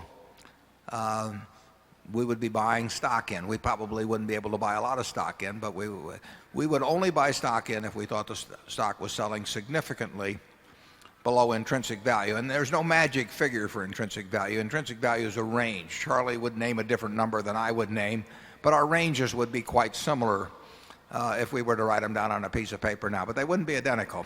So we would leave a significant margin of safety and want to buy at what would be a clear cut to us discount from the lower levels of intrinsic value we might calculate. It's not our number one preference to be, we would rather add business. We love it when we add good businesses to Berkshire. But we would have to, if we could add intrinsic value per share by repurchasing, and we'd given all the shareholders relevant information about the value so that we weren't putting anything over on them, that they had the same information we had, we would buy in stock. I think it's unlikely that happens, that we don't find other opportunities to do things at a time like that. But it could happen, and it almost happened in March of 2000, and then things turned around very, very abruptly. Charlie? I've got nothing to add. Number 7. Good morning. My name is Ken Goldberg from Sharon, Massachusetts. What is your long-term vision for Mid-American Energy, and specifically, assuming the repeal of the Public Utility Holding Company Act, what is the nature of the type of assets that you would be interested in acquiring, be they generation, transmission, distribution type properties? Yeah, Mid-American already is a big part of Berkshire. I would say it's likely to become much bigger. It will be easier to have it become much bigger if the Public Utility Holding Company Act, which was enacted in 1935, if it were repealed. Public Utility Holding Company Act, which is melodiously named called PUCA, was enacted in 1935 in a reaction to what Sam Insull and people like that had done in the 1920s. It's very understandable. But I really think it is quite outdated now. I mean, it is now 68 years later. And I think we bring something to the utility field. In fact, I think we brought it in the last year. There might well be a couple of companies that would be in bankruptcy now that if we hadn't been in a position to act very quickly on certain things. So, but with or without the repeal, and I think there's a reasonable chance it'll be repealed, but with or without repeal, Mid-American, which is big now, will become quite a bit bigger, and it could become a whole lot bigger. Now, in terms of what kind of assets we'll buy, we don't have any clear-cut preference, for example, as to whether it would be a natural gas pipeline or whether it would be a domestic utility or conceivably a utility even in some country that we felt good about. We will look at things as they come along. We're always ready to act. I would say that it's certain we'll look at a few big deals this year. Whether we get one done or not depends on competition, depends on the sellers and some things like that. But something will happen with Mid-American over, whether it's this year or next year or the year after. We'll get a shot at doing something significant. And the nature of the energy field is you're talking big money always. I mean, these are not lemonade stands. And you know, we're talking in the billions frequently on the kind of assets involved. So it will be we got a fabulous management. We've got two people running that, and Dave Sokol and Greg Abel, who they're terrific business people. You know, and incidentally, I should mention this publicly, they have done things that have made Berkshire significant money that had nothing to do with Mid-American. In other words, they have spent their time and energy and weekends putting together a couple of things that Mid-American itself could not do, but Berkshire could. And they didn't get paid a dime for that, and Mid-American did not get paid a dime for that. So they have contributed to Berkshire's welfare beyond what they've contributed simply as managers of Mid-American. So it's a terrific asset. We love the idea of pouring money behind them, and you'll see something happen. Charlie?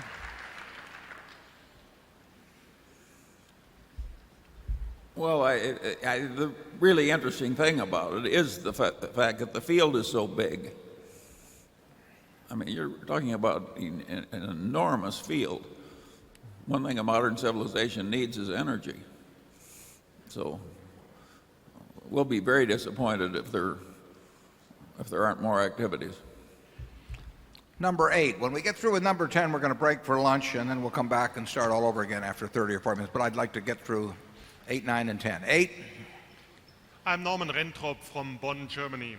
Mr. Buffett and Mr. Munger, I have a thank you and a question for you. Thank you for allowing us shareholders to invest with you on equal terms, with almost no management fee and no performance fee.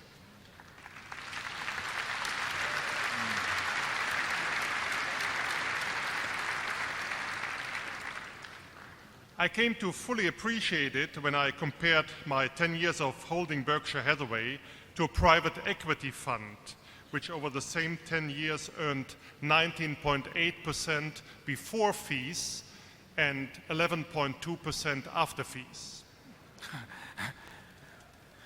Now my question, back in the 1950s and 1960s, when you had a partnership, Mr. Buffett, you asked for and got a performance fee of 25% of what was earned above 6% a year. Correct. What caused you to switch from that performance fee to that no fees we are enjoying today? Was it the wisdom that to give is better than to receive? Try again.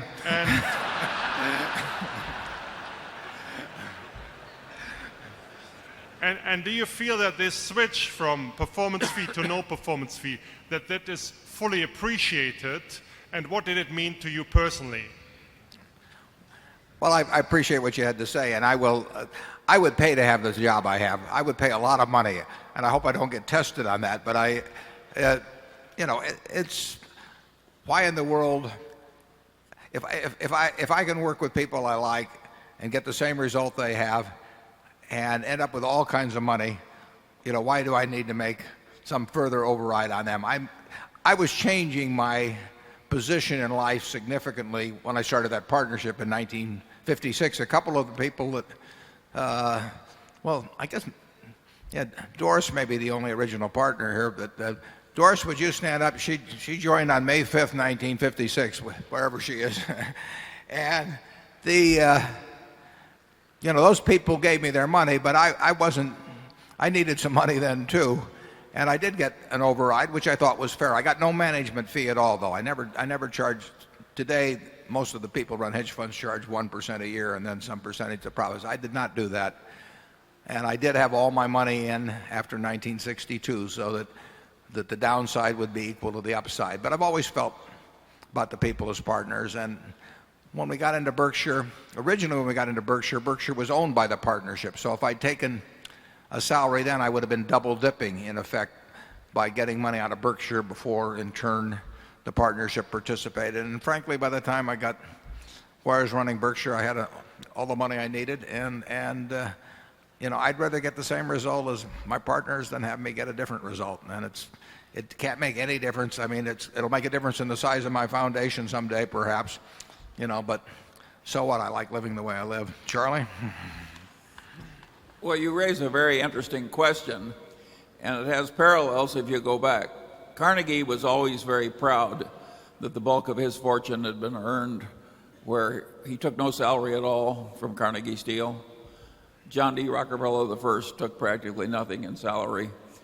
Over the years, the original Vanderbilt prided himself on living on his dividends and taking no salary. And it was a common culture in a different era, and you realize that all those people had the psychology of being the founder, and maybe that's what influenced Warren. What influenced you, Charlie? Charlie doesn't take anything either, so.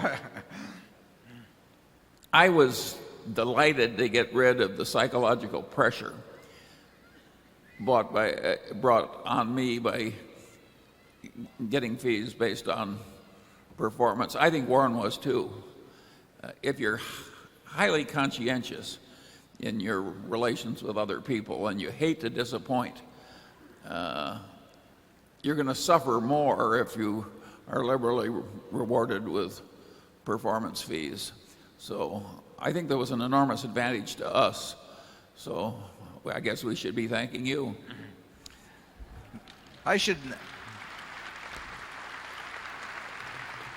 Bill Gates has never taken an option at Microsoft and takes a very small salary, and you'll find it interesting. The only reason he takes the small salary is if he feels that if there's a bad year at some time in the future, he wants to be able to take a cut in salary at the same time he's asking other people to cut back. And that is the reason. I mean, he takes peanuts as it is, but he just figures that Bill is a very conservative guy, and he figures that some year there'll be a bad year, and he wants, if he's asking other people to take a 5% cut, he wants to be able to take a 90% cut or something himself. But he's never taken an option, and I don't believe Steve Ballmer has either.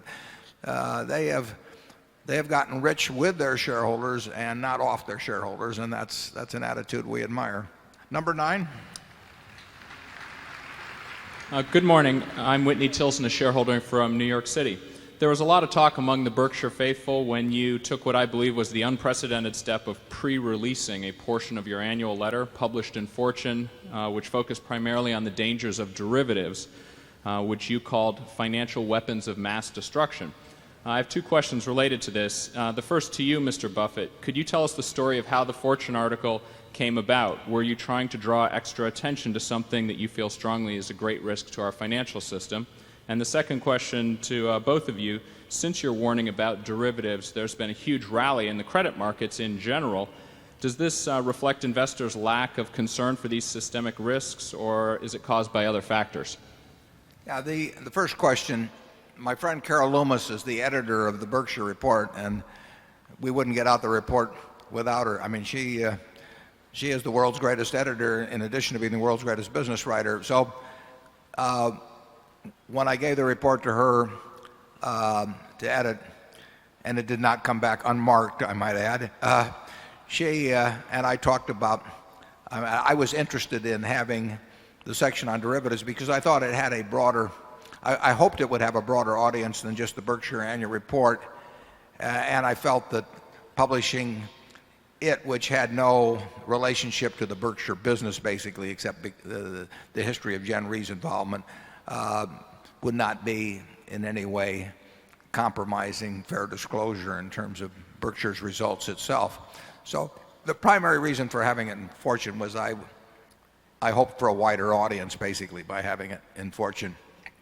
And Charlie and I think there is a low but not insignificant probability, and low, that sometime, maybe in 3 years, maybe in 5 years, maybe in 20 years, and very possibly never, that derivatives could accentuate in a major way a systemic problem that might even arise from some other phenomenon.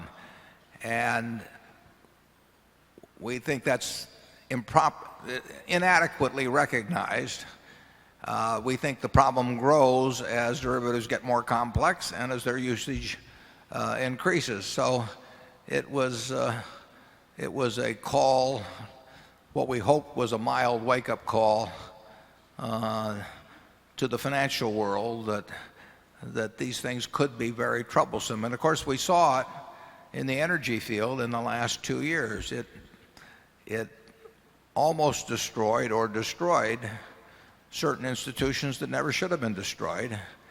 And we also saw in 1998 the whole financial system almost become paralyzed, particularly in the credit markets, by the action of a firm which was not solely based on derivatives, but would not have gotten into as much trouble as it did without derivatives. So it's a subject that no one quite knows what to do with. Charlie and I would not know how to regulate it, but we think we have had some experience in seeing both the firm's specific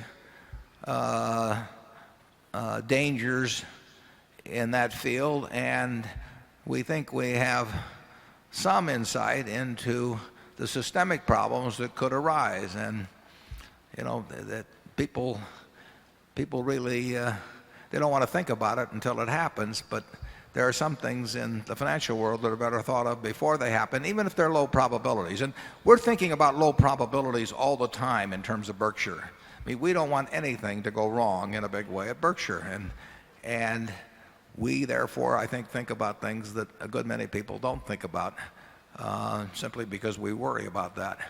And when we get our social hats on, we think about it in terms of something like derivatives for financial systems of the world. And we have had some experience at both Solomon and at Gen Re. And Charlie was on the audit committee at Solomon, and he saw some things in the audit committee in relationship to trading itself and derivatives in particularly that made him wonder why in the world people were doing these sort of things. I'll let Charlie expand on that. Yeah, in engineering, people put big margins of safety into systems, atomic power plants being the extreme example. And in the financial world, in derivatives, it's as though nobody gave a damn about safety. And they just let it balloon and balloon and balloon in usage and number of trades and size of trades. And that ballooning is aided by this false accounting, where people are pretending to make money they're not really making. I regard that as very dangerous. And I'm more negative than Warren in the sense that I'll be amazed if I live another 5 or 10 years if we don't have some significant blow up. They've been advertised, and sometimes by some, in a fairly prominent way, they've been advertised as shedding risk for participants in the system and reducing risk for the system. And I would say that I think they have long crossed the point where they decrease risk to the system, and now they enhance risk because the truth is the Coca-Cola company can bear the foreign exchange risks that they run or the interest rate risks that they run and all of that sort of thing. But when the Coca-Cola company starts laying those off, and every other company in the world, major company, does with just a relatively few players, you have now intensified the risks that exist in the system. You have not shed risk at all. You have transferred it, and you have transferred it to very few players, and those players have huge interdependencies with each other, and to some extent central banks and all of those and similar institutions are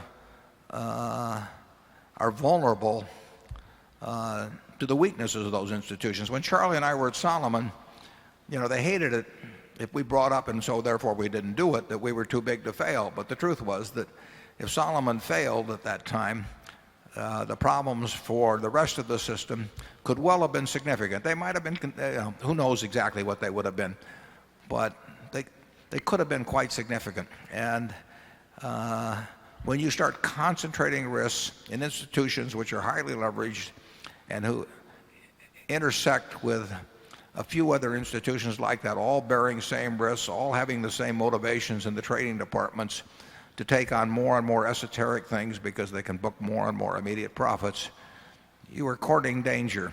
And that's why I wrote about it this time. And it's not a prediction, it's a warning. And number 10, and then we will break for lunch right after this. Good morning. My name is Ho Nam from San Francisco, California. I have a two-part question regarding how you evaluate your managers. In your annual report, you wrote that Berkshire Hathaway owns good to great businesses and employs great to great managers, and we're thankful for that. When you hire a manager or evaluating the management team of a business you're thinking about buying, what are the qualities you look for? And some of your managers were entrepreneurs who started their businesses from scratch when their business models were unproven, and some of them took over businesses that were already performing well when they took charge. What are the qualities of a great entrepreneur that might be different from those of a manager who can be great at running a company that's established but may not be able to start a business from scratch and tinker around with a business model and figure out how to make it successful? Yeah, well, we love managers that have a passion for their business. And when we're buying a business, we have to ask ourselves, do they love the money or do they love the business? If they love the money, there's nothing wrong with that, but they probably wouldn't be running the business for us a year or two down the road.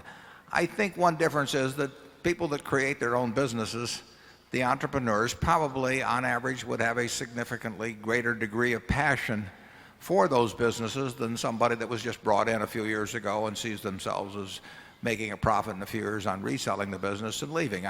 You'll find exceptions in both camps, but we've had terrific luck with the entrepreneurs who basically love their businesses the way I love Berkshire. I mean, they are not going to let anything happen to their businesses. They can, they'll tell me to butt out if I'm going to screw up something in their operations, and they don't regard them.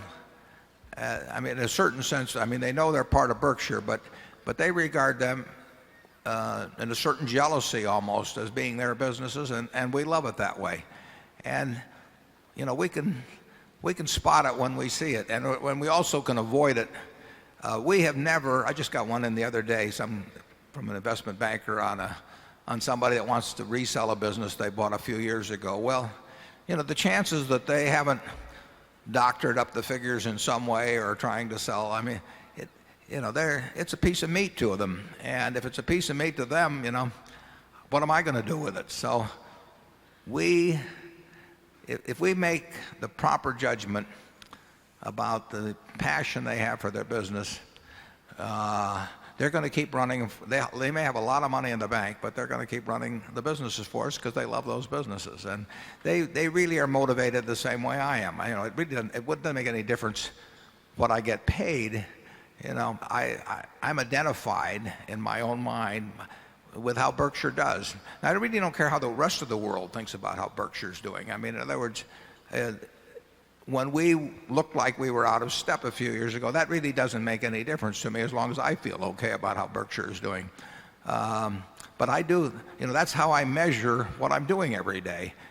Not by the price of the stock, but by what's going on in the business. And that's what we have, a group of managers like that. And I don't think there can't be a company in the country, in my view, that if you could figure out some way to measure the passion involved in terms of running their business, I don't think there's anybody that could come close to matching the quantity that we have managed to marshal together at Berkshire. It's been accidental over time, but it's really almost unique. I think it is unique. Charlie?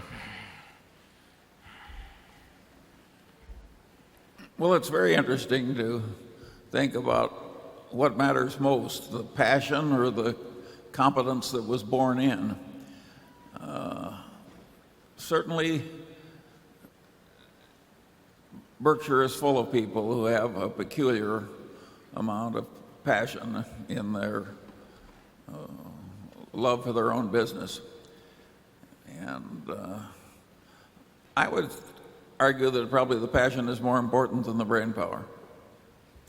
Yeah, by the time they get to us, if they were passionate but incompetent, they don't get to us. I mean, they're not going to be there unless they're competent. But the question is whether they had a passion for money or a passion for their business to some degree. And they all like money. I mean, and the reason, and they like it partly because it enables them to build the business they love. But they don't. we're not going to see an incompetent but passionate manager by the time we start laying out a lot of money for a business. They got weeded out a long time ago, so I don't have to weed those out, but I do have to weed out the ones who want to cash a big paycheck and go off and do something else at some time. And like I say, we've had great luck at that. But we have literally, I mean, we see lots and lots of businesses usually owned by financial operator types, where it's absolutely clear that, you know, they have come in, they've leveraged it up, they've played games with the accounting, that is about run out, you know, and they want to sell it. And interestingly enough, fairly often those are bought by other financial operators who think they're going to play the game a second time. We are not interested in any of those at all. But what we are interested in is lunch, and we're going to have that right now. And I'll see you back here in about 30 minutes.